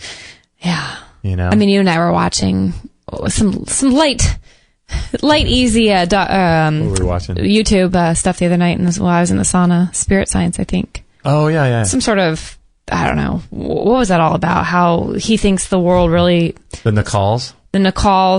But what was the whole point of that one? I mean, I know what the point was, but how was that wrapped up? It was sort of a cartoon version of... who was that? It was... trying to think of the name of the person. It was written in hieroglyphics, and it was not on Thoth, the stone tablets. Emerald tablets. Mm-hmm. Yeah, about how their version of how the world came to be with Atlantis and all that stuff. Right. So it's basically foundational, earthly, worldly. Their take on it, basically. We have our Bible. Aliens. Right, instead of Adam and Eve and how everybody has their own. And I'm watching this going, I mean, you and I laugh. We're laughing afterward about things like Merkabahs and becoming a Stargate person and being able to change the end. I don't know. There's all these people. But then just because we haven't heard that our whole life. I know, right? There's people who grew up hearing this stuff their whole life, passed down from thousands of years ago. Yeah. And then they probably read the Bible and are like, what the hell? What is all this about? What is that? Adam and Eve took a rib from Adam and made Eve. How did that happen? That's just strange. And it doesn't matter. You and I we always talk about stuff like this, but it doesn't matter if it's all true or all not true, or some of it's true. And so, no one can know. No one can know those mysterious. If people think God and the world is not mysterious, I don't know what they're smoking, because this life is the most mysterious, wondrous, magical place if you just let it be. And you look for mystery and look for wonder and magic like you do. You see it every day. Yeah. And you can see it come up in your life. And that's one of the cool things about choosing what kind of world you want to live in. Right. If you want to live in structure, logic, order, and all these types of things, then you're going to sort of notice all of that around you. Right. But when you start looking for dreams, synchronicities, and magic, you start seeing things like all this weird stuff that happens every single day because you're open to it. And it's, I think it's we're doing this whole study recently of subjective reality. I think it's a reflection of what's already in you, and you're looking for that. So it's like driving a truck. You buy a new Toyota truck and you see everyone now has a Toyota truck. Right. And you manifest that because it's on your mind. I remember a year ago I was on I wasn't on a Solid 2 retreat. Maybe I was. I don't remember if it was with a friend or by myself, but I was up in Montecito at my place that I go to. And I remember just being in kind of where I am now, in a place where it's I wouldn't call it a spiritual crisis, but it's a spiritual crossroads. of where you're figuring things out. At first it seems like a crisis, and then you're like, well, I'm not really scared anymore. So it's not really... You were on that then, or you're on it now? I am both now and then, but then it seemed more of like a crisis. And I remember freaking out because all these magical things would keep speaking to me. And I thought, I wonder if this is just in my head. Am I making this about God? Am I making this like acting like this is God when in reality it's just an experience I'm having or think I'm having? And I remember telling my friend, and she said, I asked her that. I'm like, well, what if I'm making things that I think are God talking to me? It's not God at all. And she's like, well, how does God speak to you? What is his voice to you? Wow. And I thought, well, doesn't that kind of make sense? I mean, some people might think that, oh, that sounds so comforting, and, God doesn't speak to people like that. He can't, and they'll back it up with all these verses, but, from the Bible. But I'm thinking we're all so individual, and we're completely different experiencers. Like you said in that quote, we're different. We learn in different ways. And if we believe that God and the higher intelligence that made us, whatever you want to call God, made us so individual, who are we to say that we're not spoken to in the most individual ways? Mm-hmm. And so I feel like more magic, mystery, and all this stuff happens when you're living out of that place of coming to a place where you're like, I know the voice of, I'm going to call God. Like, I know the voice of God. I know how his dealings with me. I know the way that he has with me is unlike the way he has with anyone else. Mm-hmm. So in my experience, who is anyone else to tell me what is or isn't God in my life? That's what I've come to understand God to be. Oh. The Catholics. To every man an answer. Why would the Catholics be an answer? Because God can only speak to you through someone else? Catholic priest. Interesting. You can only connect to God through someone. Like, what the heck is that? Yeah, that's essentially what they're saying. But it's like, I feel like... Don't you feel like they say in the Bible the verse about a sheep knows the voice of his master? Uh-huh. Like, Maggie knows our voices. She'll hear us a block away and be up here like barking. And it's like, you can hone in so deeply to your truth that you know how it works for you. Mm-hmm. And who am I to say that that's not God communicating with each individual person in their own way? I'd feel really bad telling somebody that wasn't God, and then their whole life went a different path because they believe something I said to their experience. Right. And it's all just other people's opinions that are being put on you. Right. And, like we were talking about this earlier about what we were talking about earlier before the show. Gosh, I feel like we should record everything we talk about. It's so interesting. Just go around bugging ourselves. Everywhere we go. The NSA is They're already doing that, so that's okay. No, but we're talking about fear, like how everyone is fearful. Remember that? And everyone, like, they're all the crap they put on you, is really just their own fears. And it's hard to see that because people don't come at you in a fearful way, but it's coming from fear. It's just masqueraded as confidence, or it's masqueraded as anger or judgment or intellect. And it's masquerading as a myriad of things, right? And it's their own fear that they don't want to explore. And that's what we're doing. It's like, did I ever want to live in a world where everything was up for grabs and everything was questionable? And, it felt better to me to live in a world where everything was figured out and safe. And God was this way, and Satan was that way, and the world is this way. Right. Everything has a place, and everything has a meaning, and everything. That's a nice, safe, comfortable world to live in. But as I explore more, I'm realizing that all of that goes out the window, and I'm just embracing the truth that you find. Yeah. I'm just embracing the journey. Living in the mystery. We have an email here, speaking of all this stuff, about Laura Powers. That was an interesting show. Do you want me to read it? Sure. Hi, Justin. My wife and I just listened to your show with Laura Powers, and we have some suggestions and comments. First, an issue of credibility. We are, by most people's standards, very open-minded. We have adopted numerous health and well-being protocols that are outside the mainstream. I suspect, however, that Mrs. Powers presents difficulties for many of even your most open-minded listeners.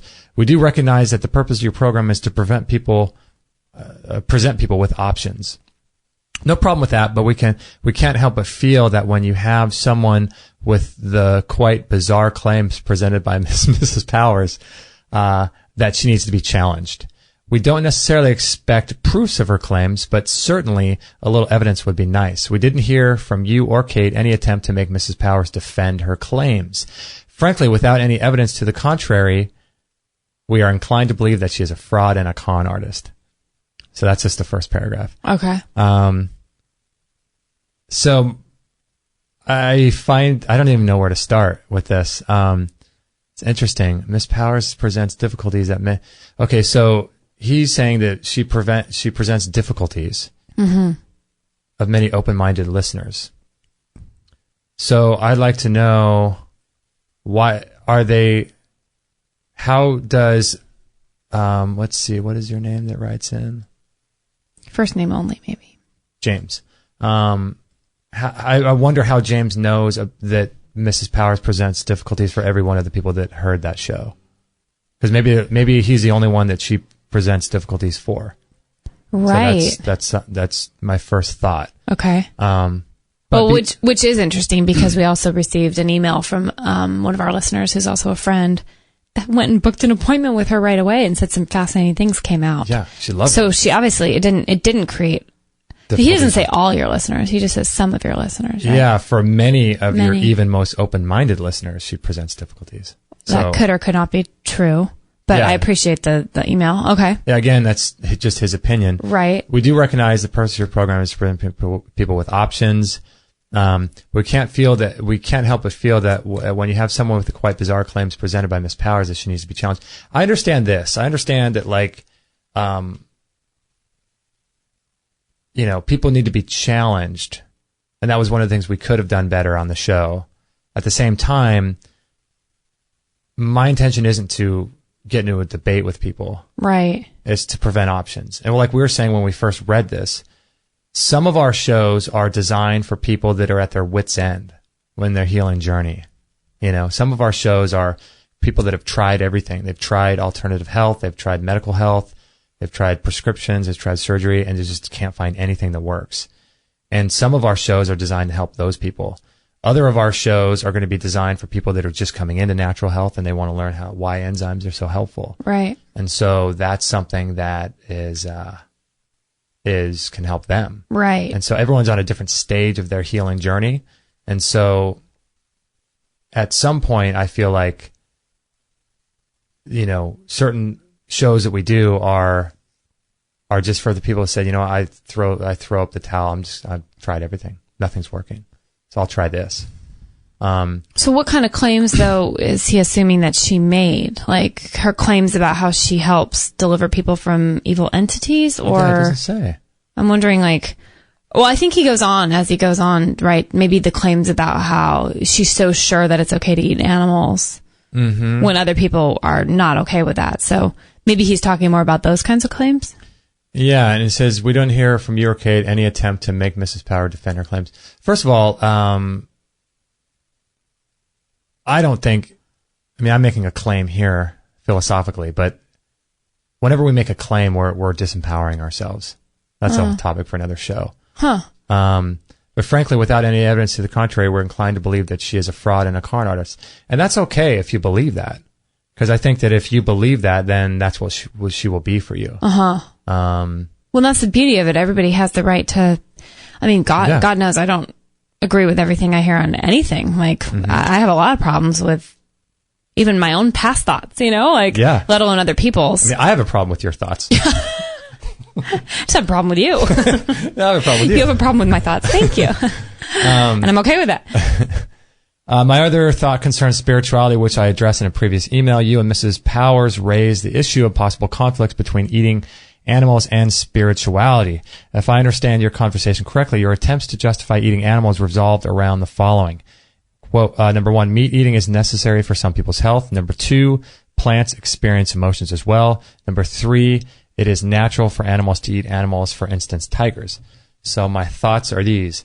Even if we accept number one above, that meat eating is necessary for certain people's health, which I am not necessarily prepared to do, this still does not address the spirituality issue. The question remains whether or not it is possible to actively strive for a more spiritual life while simultaneously killing animals or being willing to have others kill for you, as in buying meat at the grocery store. My first thought on that whole sentence, can I say it, is who is to know? How are you even going to be able to get an answer to that question? About what? About any of that. Mm-hmm. Like if we took it deeper with Laura and we were saying on that show, like, well, defend that and tell us why you think this about animals. No matter what she says, it's not going to be the end all to everybody. Because she's not God. She's not God. I mean, what guest could we ever have on our show about anything that we ask them for an absolute truth statement that somebody's not going to have a problem with? Like, that's just not possible. Right. So that's what, all of a sudden, I didn't know what to think of this the other day. I just think it's a really well-written email, and I think he brings up some really, really good points. Yeah, it's cool. I was super happy he wrote in, and, like, that's not offensive to me at all. Like, I thought this was a great email. No, I'm happy. I'm really happy, and it made me think, but right now I'm just thinking as you're reading it again, and I'm really marinating on it, I'm going, what can anyone say, ever, that would make me 100% sure of anything? I don't think I'm ever going to have that with anything.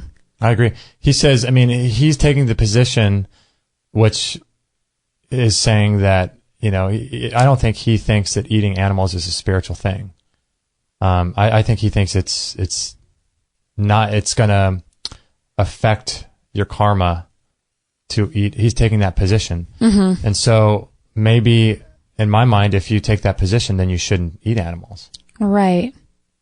Right. Because it will affect your karma if you believe that it will. Right. And, right. You know, I think that meat eating is necessary for some people's health.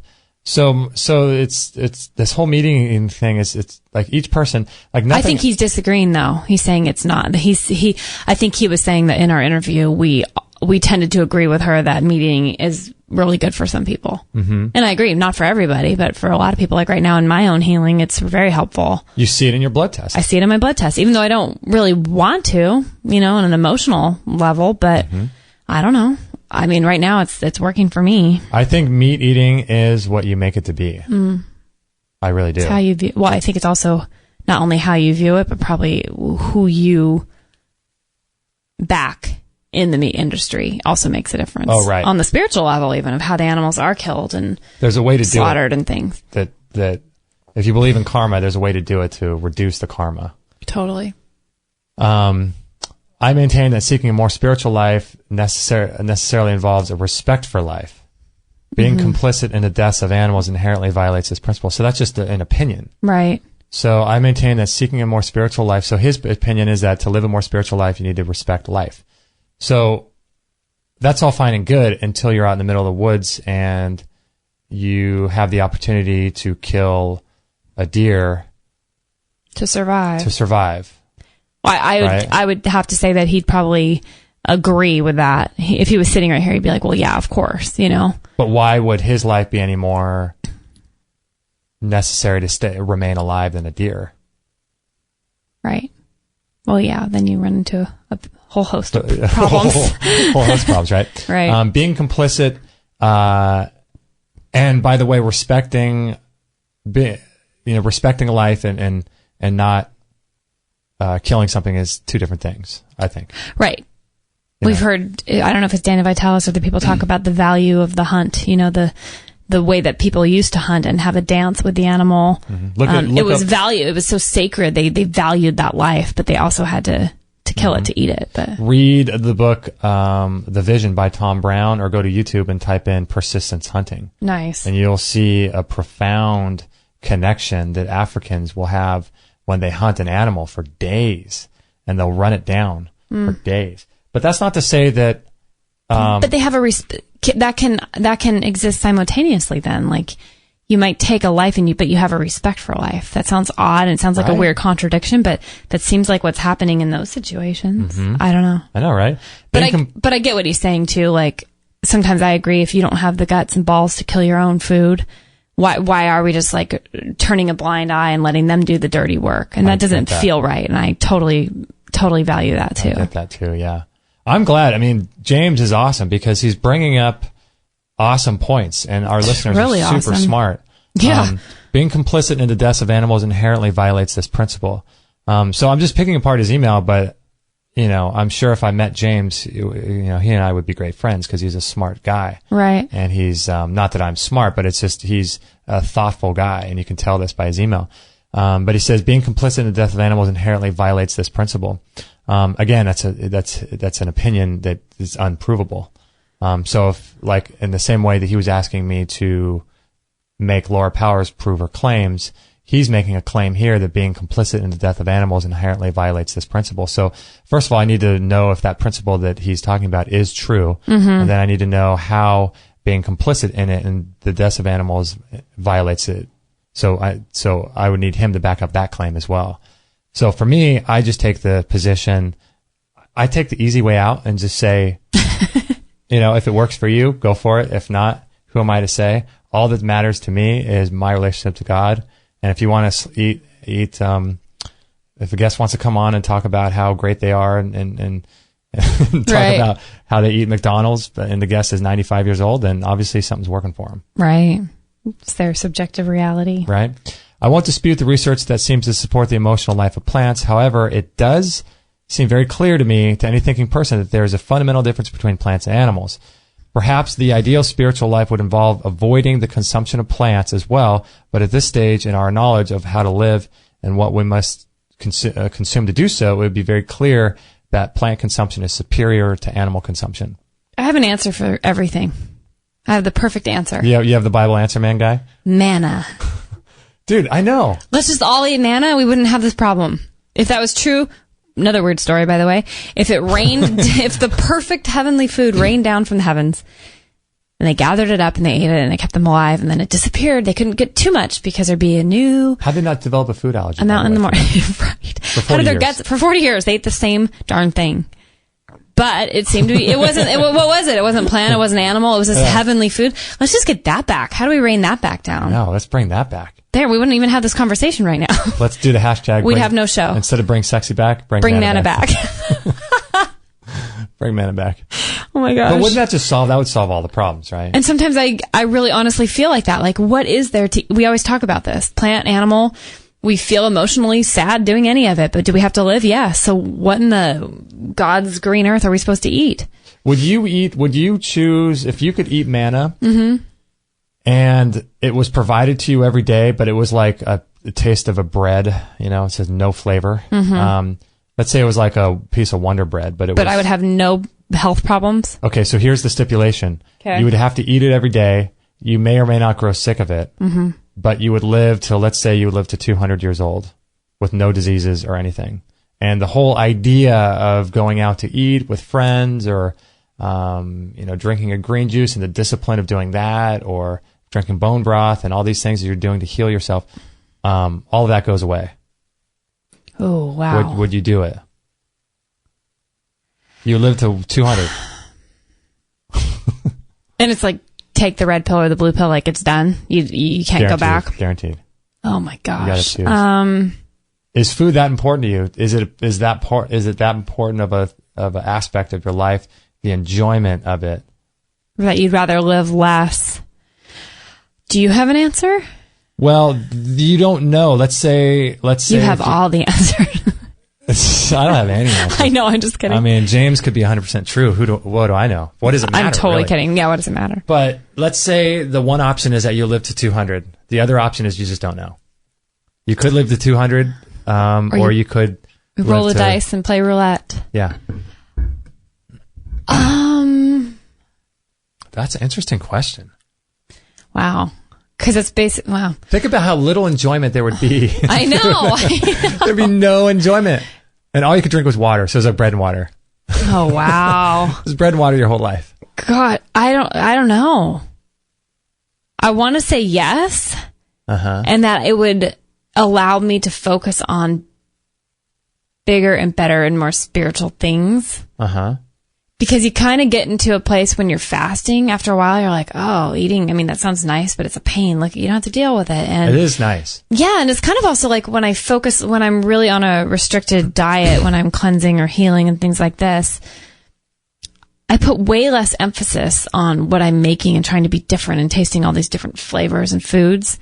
And I pour myself into like crafts, which is really interesting. Like I started hand sewing garments and hand dyeing and getting into these things. And I was like, wow. And I get so passionate about those things. I'm like, look at how much time I'd have to create if I didn't have to eat and prepare food. So I think you could get, if you said yes, you could get into that space of like, wow, look at what I can do for the world. Look at what I can focus on, the things that are way more important. So in that aspect, I'd probably rather be bored and feel good all the time and be able to create and deal with the spiritual aspect of being bored and feeling sorry for myself. Right. Of not being able to, because man, when you have a health problem, it's like how easy you forget when you start feeling better of how horrible you felt. I know.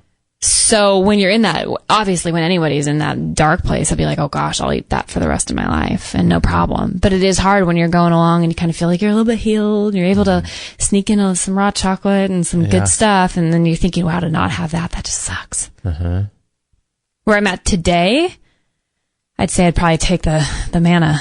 Really? Today I would. Because I've had like things surface again where my organs are hurting a little. And I'm like, this is misery. Like, here I go back trying to figure out what to eat again, and it's like. See, for me, it would depend on. See, I think about you. When you ask that question? No, just kidding. Oh. No, I think about you because if you were going to do it, then I would. Oh, if I was going to live to 200, right? Yeah, because that would depend on you too. Yeah. Look at you always thinking about other people, putting me before. I had the thought in my head, but it fled. I would probably do it. No, if you did it, I would probably do it. But I think I would inherently. Gosh, I'd want to do it. But there's something about, like we're talking about this morning when we're making food, like we made our coffee with the butter and the medicinal mushrooms, the shaga and the reishi and all this stuff. And there's something awesome about putting together your own medicine. And food inherently, we talk about this a lot, is a spiritual discipline. And the journey that we all have with food ultimately is how we connect to the earth and how we connect to our own sense of self and how we connect to God. But people don't see it. Right. So you by removing that, it's hard because on one hand, you're removing any opportunity for growth to heal your own disease through nutrition. And to watch the magic unfold.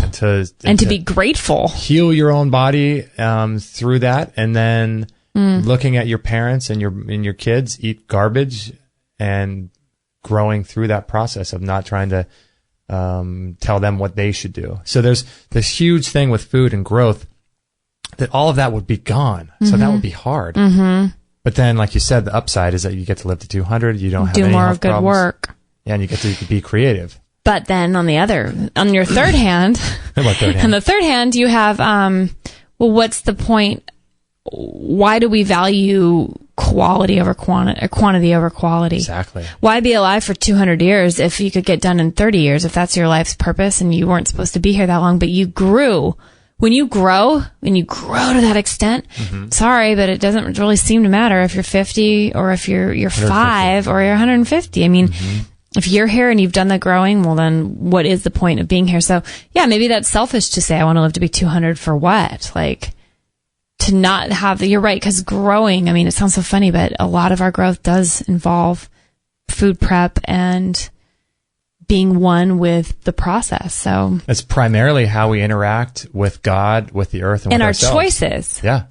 It's our relationship to all those happen through the food that we eat and how we process that and how we think about that and how that affects our lives and how we deal with the emotional upturns of that and all of it. It's all food. Can I give an example? Yeah. Like last night, it was so funny. I was going up to get, I walked to Maggie and it was starting to get dark and there's like a drugstore at the top of our street, CVS. So I went up because we were out of distilled water and I thought, I probably won't get it, but I'll just go up and maybe I could feel like carrying it back, So I go up there, I'm looking at the water. I'm like, this seems like a pain. I'll just go in the car tomorrow. We don't need it tonight. Right. Well, then I go by the wine aisle and I was like, I had the worst headache. I had the worst headache yesterday. And I thought, I just feel like I knew what helped me in the past. A good glass of wine would help thin your blood and you'd feel pretty good, right? Right. Because cayenne pepper couldn't do that, but. Not if you have a problem with the pepper family. But you know what? The nightshades. That's right. You have an issue with that. And plus, wine tastes better. Wine does taste better, but there's sulfites. Anyway, so I'm sitting there torn. I'm torn. I'm like feeling completely torn on this decision. Right. Like it was like the biggest decision of my life. And I'm sitting here just feeling like, oh, it's just one glass. I don't do it that often. But then the other's like, but your liver has been hurting a little lately. It's not going to help you. Oh, but, and I'm justifying it back and forth of like, oh, but I feel like this, but I feel like that, but I know this about your hormones and sugar over here, but over here it's like, well, what's life if you can't enjoy it and blah, blah, blah. So you had all this stuff. You're standing there and this I'm standing there and people are probably like, why is that girl looking so confused in the wine aisle? And I even so much as picked it up and justified it, walked to the front, and then my phone rang and it was Robin. Uh-oh. And we started talking. And she talked you off the cliff? She didn't even, what happened? She's sorry, and then we'll finish that letter and then we'll be done because I know you didn't get to the end of it. No, I feel good. so This bad. is what happens. We start stuff. We're rabbit trailing. My friend Robin's the best because she's like, my husband laughs at me because I even interrupt myself. She'll be talking and she will interrupt her own self. I'll get back to that. And he goes, you're the only person I know that can know how to do that. That's hilarious. But I had the wine and I'm going toward the front and I'm feeling guilty about it, but I'm also like, oh, it's okay. Just be kind and gracious and enjoy your life. I'm not saying I'll never have a glass of wine again, but this is just last night's example. And my phone rings and it's Robin and she goes, hey, can I talk to you for a second? We start talking about this amazing stuff. And, I'm like, hold on, I'm at CVS. I have to check out real quick. And I was kind of joking. I go, no judgment. I'm buying a bottle of wine because I have a really bad headache. I go, do you think that's horrible? And she goes, girl, I don't think that's horrible at all. I know what it's like to have a headache. It'll probably only thin your blood. I go, yeah. And then she said something that totally flipped the whole thing in my head for me. She was like, basically like, yeah, go for it. She's like, great, that'll help you. And at this point, you've had 2 bottles of wine. And that's why. Halfway through one of them. I put one of the cases back, the cases. One of the cases.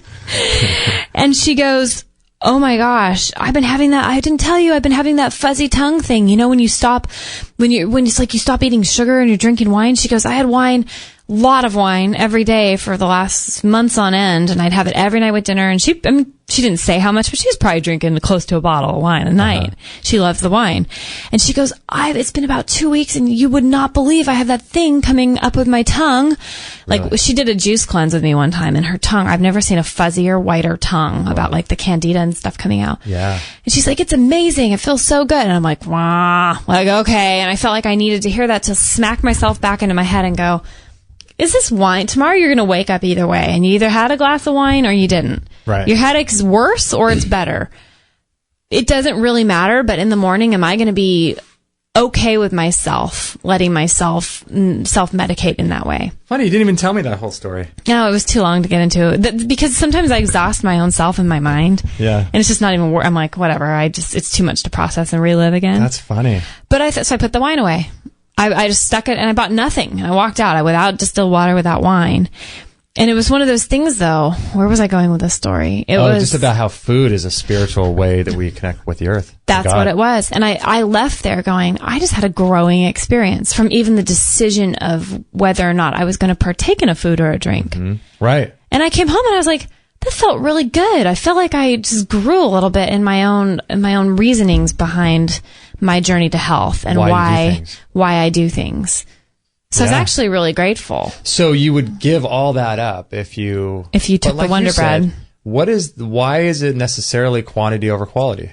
I know. Like you were talking about how if you learn all your lessons, that's what I think happened with Jessica Ainscoe. I knew you were going to bring her up because I feel like that's such a great example. She's a shining example of what I think it means to embody the transformation that is necessary in order to live your purpose. Right. I mean, if you go through and listen to what she talked about in terms of her own journey and what she had to go through. And for those who don't know, she's the wellness warrior and she did pass away last year of a rare cancer, but yeah. And her process of what she had to do was so incredible, that I don't think many people could even have come close. I fast every Sunday. And that to me is the hardest thing. I know. And I do it with like, green powders and bone broth and kombucha, and I'll do a coffee drink. You do a liquid diet. I do a liquid diet. Yeah, I don't just do water, but I'll do water and I'll do juice. And you fast from solid foods. Yeah. And so I don't really consider it like a real fast because I'm doing powders, superfood powders and my water and stuff. But to go through what she went through is just like, Yeah. what more did she need to accomplish?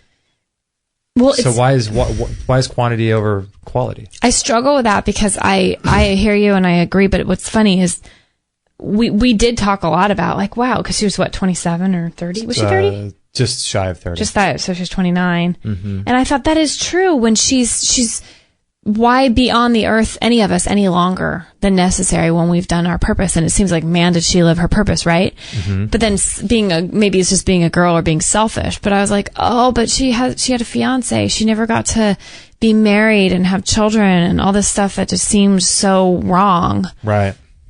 But then again, it's like your ego's desires versus your purpose are two totally different things. Mm-hmm. Isn't that true, though? So if that actually is true, that the minute you finish your purpose, it's not about pleasure here anymore. It's not about the selfish things that aren't wrong to want. But when you can let that go even too, I mean, she had to release that because she seemed like a pretty spiritually and open, aware person. Totally. She probably goes, well, this person was here to show me that I am loved and that I had love. I just couldn't live it out in the way that I would have wanted to. Mm-hmm. But it doesn't mean that I'm not done here. Like I can still be done and know that I was loved, but didn't have to.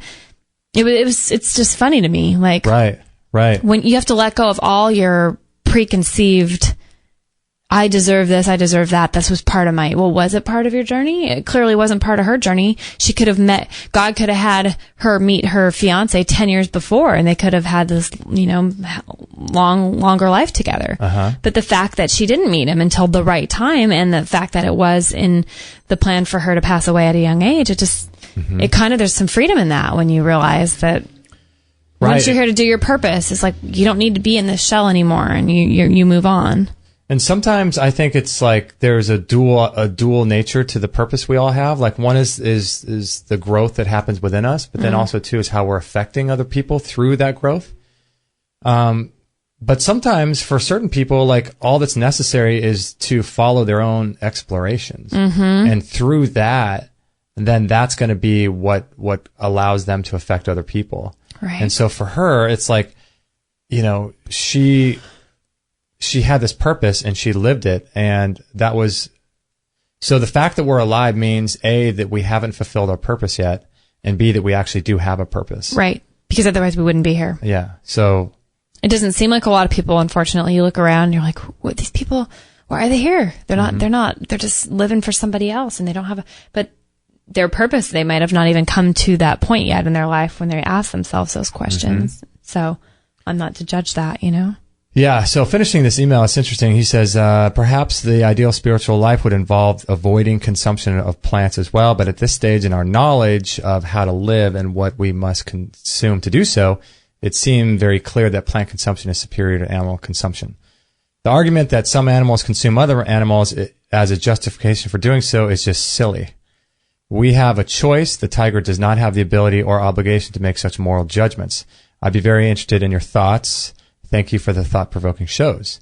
Again, there's a lot of claims being made here, and a lot of opinions because, if I were to say like, would it matter? I often want to get to the bottom of everything. Like, heart of the matter. The heart of the matter. It's not a great song. Yeah, who sings Heart that? Heart of the Matter. Is that Sting? No, the Eagles? Heart of the Matter. I think it's the Eagles. Okay. I think it's Eagles, huh? So he says, so he's writing to me, right, about the Laura Powers show. And he's saying the argument that some animals consume other animals as a justification for doing so is just silly. We have a choice. The tiger does not have the ability or obligation to make such moral judgments. So, and then he says, I'd be very interested to hear your thoughts. Thank you. Well, he's getting them. Yeah. Thank you. Sorry. Spent a half hour Sorry, on James. He's getting all our thoughts in our whole head. But it's interesting. Why is it that he would write into me to try to get me to believe the things that he believes about this? So why does it really matter? So why is he looking to you for your opinion when he's already clearly formed his? James has clearly formed his opinion about this, and maybe he's just interested in other ideas, and that's cool. Which is awesome. But it seems like he's making a lot of sort of like his justification, for doing so is just silly. We have a choice, and so it's like, why? Like, is anything? Oh, sorry. Like, what would be the result if I said to James, "You're right, James. I totally agree with you." He'd feel more justified in his reasoning, probably. Right. And but so why is that? Why do we need to get other people to agree with us? Right. Can't we be the only one on earth? What if I'm wrong and James is right about everything? It's totally possible. There's no, and I don't even care if that is true. I mean, it doesn't matter to me. But why is it that we seek out what other people think? That's the real issue. I wonder why that is. Good point. Why is he writing into me about all this stuff? Does it serve him some way if I write back and say, I disagree, here's why, blah, blah, blah. Is that going to change how he feels about things? Yeah. That's kind of frightening because he shouldn't change based on what I think. Sure, right. And I shouldn't change based on what he thinks.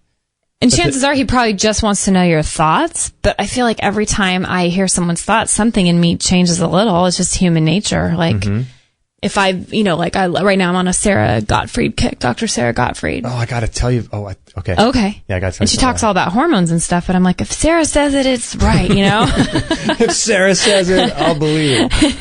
And that did go through my mind. I had watched a talk with her a couple weeks ago on YouTube while I was in the sauna in the morning, and she was talking about, she was just so lovely, and she's giving all these reasons why alcohol is. And you like her because she's sassy. She's sassy and she's sexy. I like her. She's very Lisa Loeb. Very Lois Lane-esque. Lois Lane. But she's talking about how alcohol does the opposite of what we think it's doing, which we think is relaxing us and blah, blah, blah. And it's messing up our hormones and all the stuff. So she did pop into my head when I made that choice about the wine, but it takes you back to, is it possible to make and keep an opinion of your own self without looking for justification? Because even Robin played a role in my decision not to buy the wine. I mean, I just am a human and I'm affected by other people's. I guess, looking for, I couldn't validate something or not validate it with my own head. So I let outside influences really influence me. If you take the idea of subjective reality, she was just a reflection of your previous thoughts that you had in your own conscious mind.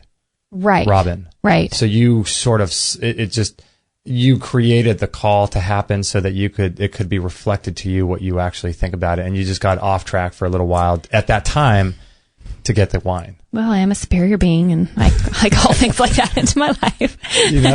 But isn't it interesting? No, that's true though. It's fascinating to me that we, like, if I were to say to James and get into this big debate with James, would that make James stronger in his opinion? And if it is, then you would have some sort of weird attachment to that opinion. Right? Because, it would make him, no, eating animals is wrong. It's bad for the karma. It's bad for the earth. And, and you feel like you have all these opinions.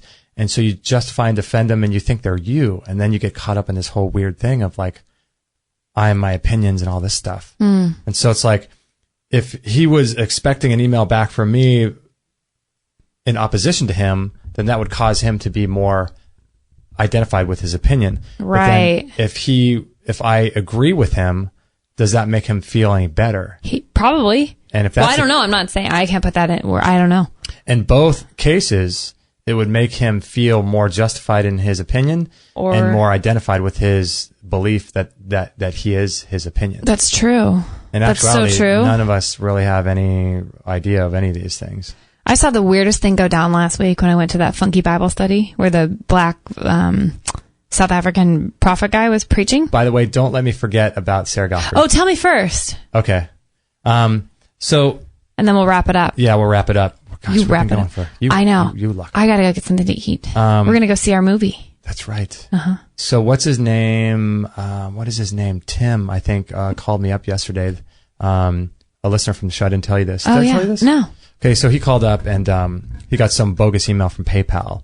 You know how they send those fake emails? Yeah. Well, he said that he got one saying that they were going to recharge him because he bought a sauna from us a couple months ago. Okay. And they said they're going to recharge him again, and it turned out to be a fake email. Oh my gosh. But he got telling me about a couple of these different products that he's really interested in, and one of them is called, you'll like this. Maybe we'll talk about it next show. What is it, though? Give a teaser, a cliffhanger. Yeah, this is, I'll let people, it's called orgasmic meditation. Okay. And it's just for women. Oh, I've heard of this. Have you heard of it? Yeah, Sarah Gottfried talks about it. Oh, yeah. You blew my. I don't know what. Not my what. Blew my cover.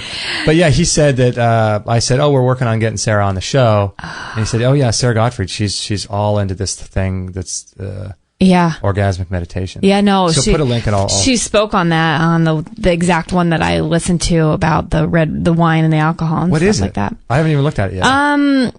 She said it's not for everybody, but it literally is like, this might be too much for people. And she even says this might not be for everybody, but it's some kind of... Just for women, right? Yeah, it's just for women. But yeah, you basically go into these, from what I understood, you're very open. You go into these classes where you are literally like massaging your female parts. Your hoo-ha? Your hoo-ha. Okay. While you're having meditation. You're doing this yourself? Yeah, otherwise that could get weird, but yes. Well, no, if you had a partner. No, that's true. I think I don't know. She didn't mention that, but I know that like these women are willing to like really get to the nitty-gritty of like their spiritual, sexual connection. And it sounds funky, but I think it's Tim, I think you can do it with a partner. Oh, okay. But maybe in the classes, it's just you, because otherwise it'd be like a group sex thing. Yeah. But this guy Tim was saying like it's completely changed his life. Really? Yeah, and then he kept going on and on about it, and then so it's not just for women. Well, no, and then he told me it was for women. So maybe it was just it increased his ability to connect with his girlfriend or wife. Interesting. Okay. Huh. Yeah. So if you guys are interested in that, we'll put a link to the. We should look into that though, because I remember her saying that, and then I was kind of laughing to myself like a little kid, like hee hee, that's funny. So the way she described it, I was like, that's really weird. But so it's basically you're basically servicing yourself or masturbating as a woman and connecting. It's like a Kundalini awakening kind of thing, I think. Okay. I think. I could be wrong, but she only mentioned it for like 2 minutes of her whole 2-hour talk or whatever. Interesting. Okay. Anyway, I just was about that. Anyway, thank you, James, for that email. Yeah, that's great. Even though it may seem like I tried to pick it apart, that's the way my mind works, and I'm thankful because emails like that are awesome. They're such great conversation fodder, aren't they? And we need to have these conversations. We need to be not, willing to change our mind. And I need to be willing to say, okay, eating animals is not right if I don't believe that. And you need to change your mind if being willing to ebb and flow and to be open to new ideas, It's good. It was funny, and I'll finish with this, but I went to this funky church service last week, and it was interesting. It was not the time or the place for this, but during the service, this woman was confused about something that the pastor was talking about, and so she challenged him. She's like, raise your hand. She's like, I can't let this go. I just can't let this go. She said that? Oh, yeah. And she gets, like, this is small. There was probably only 25 of us in there, so it was, like, very awkward. And the room just, like, all the air got sucked out of the room, And she's like, literally, it was like Zoolander when the music goes off. Yeah, it was that bizarre. It was, like, just quiet and odd. And so she starts kind of debating him about the certain thing that he said, and he's backing it up with his scripture, and she comes back and backs it up with her scripture, and they go back and forth. What was it about? I don't even remember, and I didn't connect with it, and I'm like, this is just bizarre, because it just wasn't the time or the place, and Robin was with me, and we're like, this is just annoying, basically. Yeah. And he kept saying, if we can have this discussion, this is great. Let's open it up to this. But if we want to go deeper in this, we can get into this after the thing or at another time. Because I welcome all challenges. And she's like, well, I'm not challenging you. I'm just trying to have a conversation. And it got very heated. And he kept kind of almost, he had an answer for everything. But then she did too. Is this the South African guy? The South African pastor guy. So they kept debating each other. And then finally he just kind of shut her down. But he was so persistent with his answers, and like, it basically just took all the steam away from her, but she kept coming back with her own answers too. And then finally they agreed to disagree. And what it showed me was, it's funny, even within the same belief system in the same book, they're defending their positions by the same rules and pictures and stories and verses. But they were just swinging it whichever way they wanted to benefit their sort of preconceived their stance ideology on something. Yeah. And I'm like, isn't that interesting? Whether it's an email from James with his thoughts or whether it's that kind of a situation, it's like, all I can say in all honest truth about any of this is you're going to be able to make your own opinion up and justify it or not justify it. And get an opinion or not get an opinion, and you're just going to have to stand in your own. What is the word I'm looking for? Your own 2 feet or your own? No, your own convictions. Uh-huh. That's just what you're going to have to come to. And we should all get to a place on a spiritual level where we don't, like you said, where we don't need other people's anything to even influence us or look to them to influence us. But until we reach that point, it's like, well, just pick a spot and stand, because nobody knows if we have it right, you know? Yeah, you know, and I think it's important too, because even within the own realm, even within the same realm of scriptures and things, they were still kind of pitted against each other. It was like they're still disagreeing. And I think that it's important to explore ideas, like I was talking about earlier. You know, opinions like software, like they're just software programs, and you can use one for a certain task, and then you can download another, set it aside, erase another, and then you can even create your own software program saying, okay, I use this for that, this for that, this for this. But what if I want to accomplish all three of those things at once? I can take a little bit of that, a little bit of this, a little bit of that, like a toolbox, right? And build my own house and my own thought system. And I don't have to be married to that thought system. People don't like that, though. A lot of people take down that wall if I want to change it and change my ideas later, and realize that I am not my belief systems. And you can explore ideas, and you don't have to be connected to any one thing, and you can change your mind over time, and you don't have to be subjected to defending all these positions, because it just gets exhausting. I know. You know, you're never going to convince anybody of anything, and why would you want to? You know? Right. It's weird. Like, I can't even imagine having a debate like that where, you know, I was, excuse me, talking in front of all these people, having to defend. That was one of the things when, for those that are familiar with Walter Martin back in the day, Christianity, what was it? Christianity and, I know what you're talking about. Bible Answer Man? Bible Answer Man. Was that what it was? I was friends with his daughter, Megan, and I were. Oh, yeah, that's right. But it was just like, you know, he had this egoic desire to defend his positions, and talk about exhausting. Talk about having to have an answer no matter what. Couldn't let it go. And it's like, I think we're moving beyond that. At least I am. See, a lot of pastors and Christians and people even online and things I've read lately, they're very upset about Christian, like these kind of evolving Christians in our generation wrapping things around to make it what they want it to be, and taking verses out of context and creating our own religion out of. They're upset that. Yeah, they think that we're way too, like, our generation tends to be like, we'll make this feel good. We'll take a little bit of this, a little bit of that, and they'll be like, they're wrong for doing that, because that isn't what.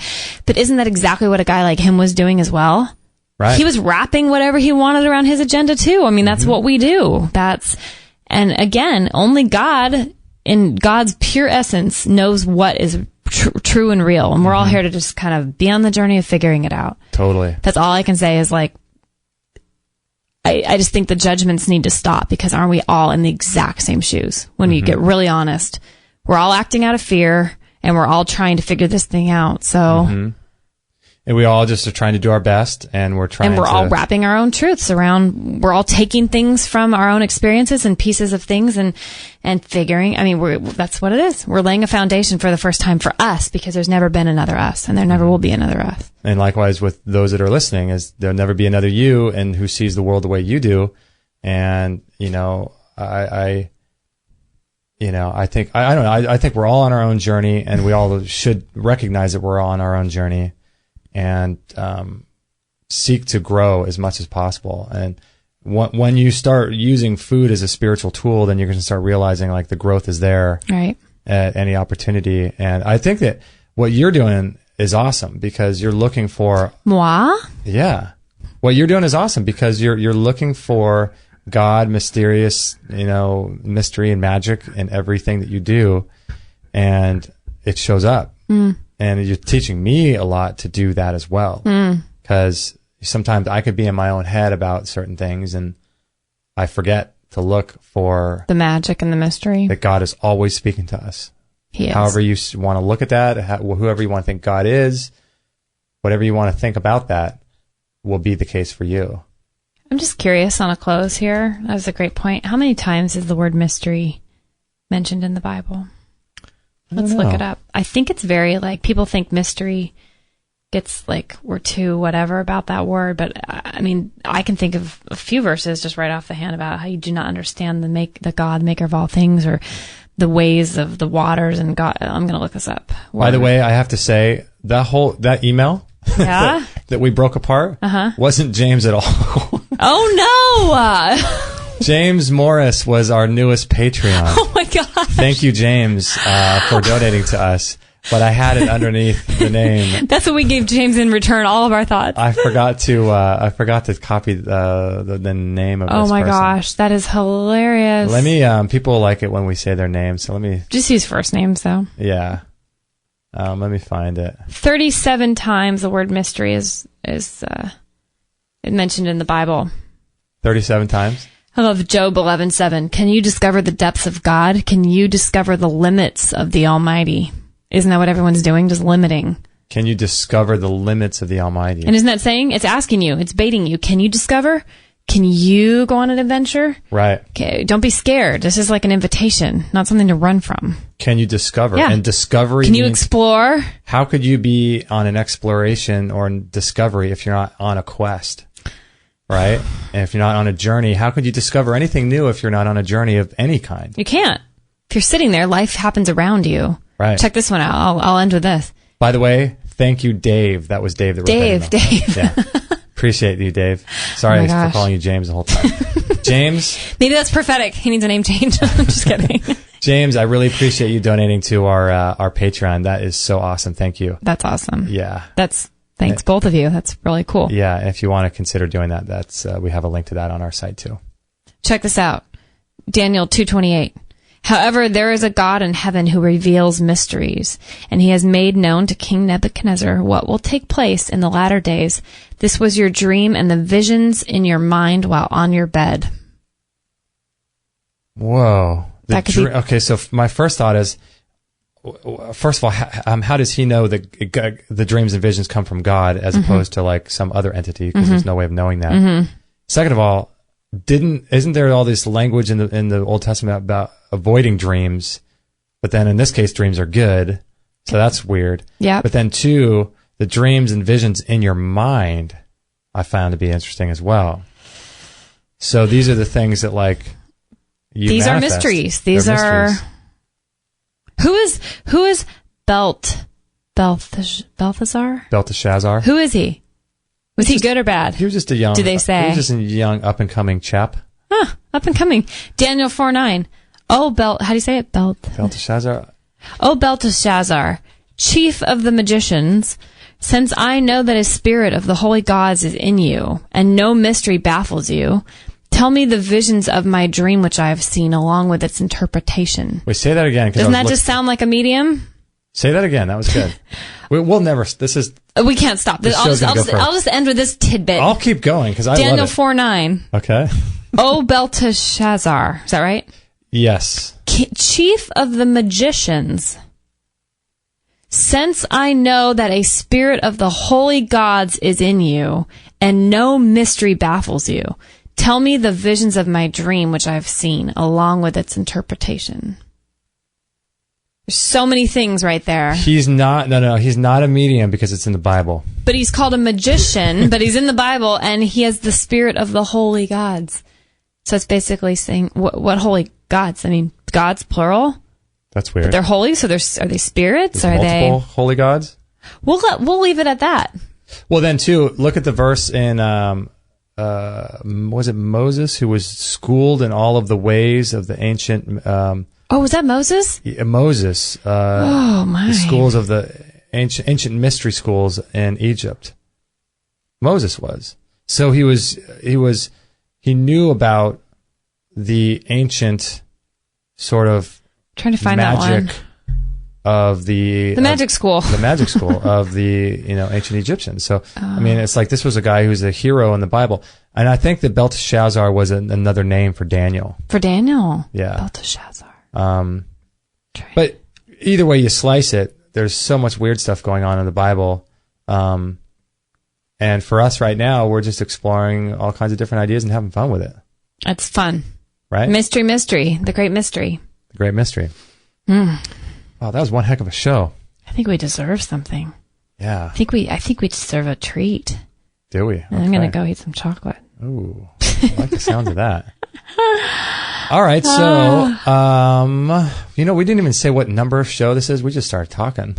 Wow. What show is this? This is going to be, if you guys want the show notes for the show, we'll put links to everything. 413. 413. Laura Powers was 412. Behind Mystery Door, 413. Ken Rolla, if you're interested in this kind of stuff, you should listen to Ken Rolla's 411. And 408, Adam Bergstrom. Nice. Anyway, I want to thank all you guys for listening. We really appreciate it. We're going to be back next week. Who do we have next week? Do we have? Let's take a look here. Let's take a look. Well, we have our friend coming in, Dr. John DeWitt. Oh, we're going to talk about eye health. Tuesday, eye health. Yeah, we're going to talk. So look at all the different things we cover. I know, right? The mystery of eye health. We didn't even talk about economics. We talk about concepts. So he's going to be on the 26th. Yeah. And we got Lloyd Burrell coming in on next Friday. Oh, nice. We'll be talking. Oh, and we got Dr. Bergman the week after that. Nice. But Lloyd Burrell is going to be talking about EMF. Is he coming in? No. Oh. I wish he's in France. He'd probably be too scared to come in our house. He'd probably fry. We're working on that too, aren't we? His cells would fry. His cells would fry. So yeah, we're working on our health. I hope you guys are working on yours and your journey of health and connectedness to God and spirituality and all that stuff. So is that about it? I think so. That was a lot of fun. Thanks. Yeah. So this will be extremehealthradio.com/413 for the show. 413. Yep. 413. 413. And pass the show on to your friends. If you want to join us on Facebook, you can follow us there, interact with everyone there. And you can also, sign up to a newsletter list as well to be up to date with everything going on in our show. And I want to say, if you guys would be so kind as to visit our store for any kind of health-related product, we have blenders on there, we have juicers, we have rebounders, we have the laser, we have the sauna, we've got the Vitalizer Plus, we've got EMF protection devices, tri-field meters.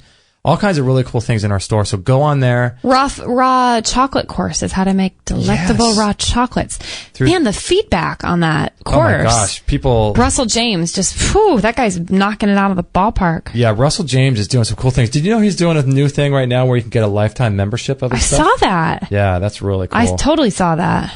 We have two of his courses and they're just so good. I think he's a classically trained chef. Yeah.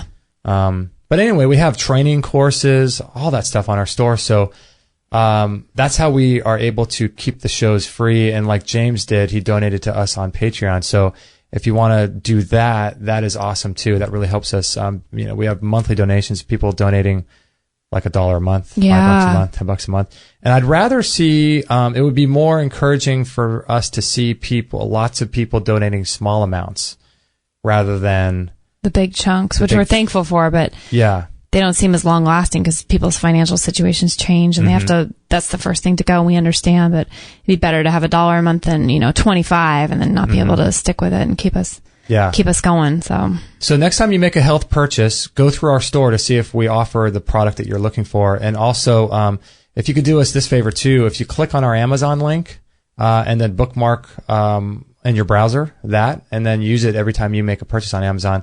That will help us too. That we'll get a little kickback for that, and that helps keep the show free. So there's a lot of things we're doing, like we talked about before, getting a studio, doing video. We're going to be expanding our shows. We've got some other projects we're working on too that this all will help support. So we appreciate that. And if you can't do any of that, bookmark our Amazon link. If you don't like Amazon, if you don't want to buy from our store, if you can just share our status updates on Facebook with your friends, that would be super helpful. Might I be, I don't know why I felt like I'm compelled to say this, so I'm just going to say it. Say it. Might I be so bold as to say if anyone in the Southern California area, if anyone themselves or happens to know of anyone with office or studio space for a really good deal or even extra hanging out that they could bless us with, that is something we are really looking for, and nothing so far has seemed to be the right fit.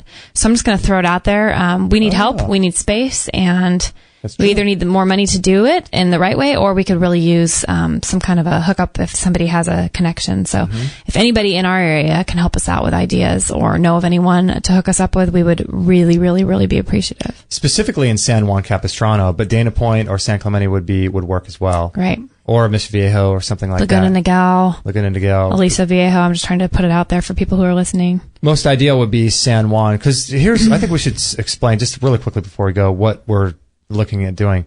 I'm going to be starting my own website. Actually, I already have. What? And it's justinstellman.com. And also, you are going to have your own website, and we're each going to have our own separate podcast. And you're working on a book, and we've got plans for a wellness center one day, where we're going to do live talks, and digital products, and having a yoga studio and all this stuff where we can have a central location where people can come and listen to speakers and do yoga and have a juice bar and all this stuff. So we've got huge plans of things that we want to do. I want to explore other options on my podcast, all kinds of different spiritual, weird, non-spiritual, economics, everything. Conspiracy theories. We won't talk about conspiracy theories. Human rights. Yeah, all kinds of cool stuff. Self-development, all kinds of stuff. Likewise, with you, you're going to have your own thing. So we're looking to expand. We've got lots of things that we want to do. So if you can support us in that way, that would help us to do all this. And we want to... Because it really does take magic. We don't know monthly how we're making it now. We really don't. Like, that's the honest truth. We watch what I think is God's hand providing for us to continue our work. And some people, man, they step up at the right time when we need them and financially. But, yeah, and we had these huge dreams. And to be honest, God's going to have to even step in even more and make it very clear how they're to come into fruition, because we have no idea, but we know that we're called to do it. So we're going forward, and it's not without your guys' help that we're able to even continue our work. So yeah, it's true. Exciting. Yeah, it's exciting. It's going to be awesome to watch it unfold. And we're going places. We're doing lots of cool stuff. So if you want to get on board and support that would be awesome. And we'll put links to all our new projects and stuff like that in the future. But for now, we're going to increase the shows and do a couple more shows a week, possibly, here on Extreme Health Radio. Lots to talk about and explore. So thank you all for your support. We love you guys, and thanks for hanging with us. That was a pretty crazy, intimate, fun conversation today, and hopefully it gave you guys some fuel for your journey. Guess how long that was? How long? 2 hours and a half? Close. 2 hours and 18 minutes. Gee, holy moly. You know what? And we'll have 3 or 4 more of these conversations today without a mic. Of course we will. That's hilarious. Well, no one can ever say we don't know how to talk. Yeah, man. Jeez. Maybe we just don't know how to shut up. Yeah, people are going to have to listen to this over the course of like 3 or 4 days driving in their car. I know. You know? They could go from Florida to California and back. Yeah. Oh, my. Just know that you're not alone. If you're crazy like us, you're not alone, and we're here with you. So keep up to date with our shows. Follow us on Facebook. We appreciate all you guys, and that's about it, right? Got it. That's it. That's it. All right, thanks, guys. We'll catch you guys on the next episode. Hey, everybody. This is Josie, Justin's mum. Don't tell him, but I know he would absolutely be really happy if you would sign up to his free weekly newsletter. And don't forget to share this with all your friends. This is the buzzing bumblebee signing off. That was so good.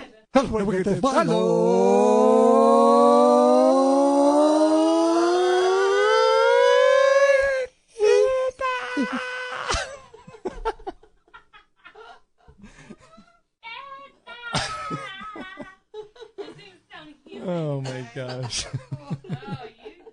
No material on this blog is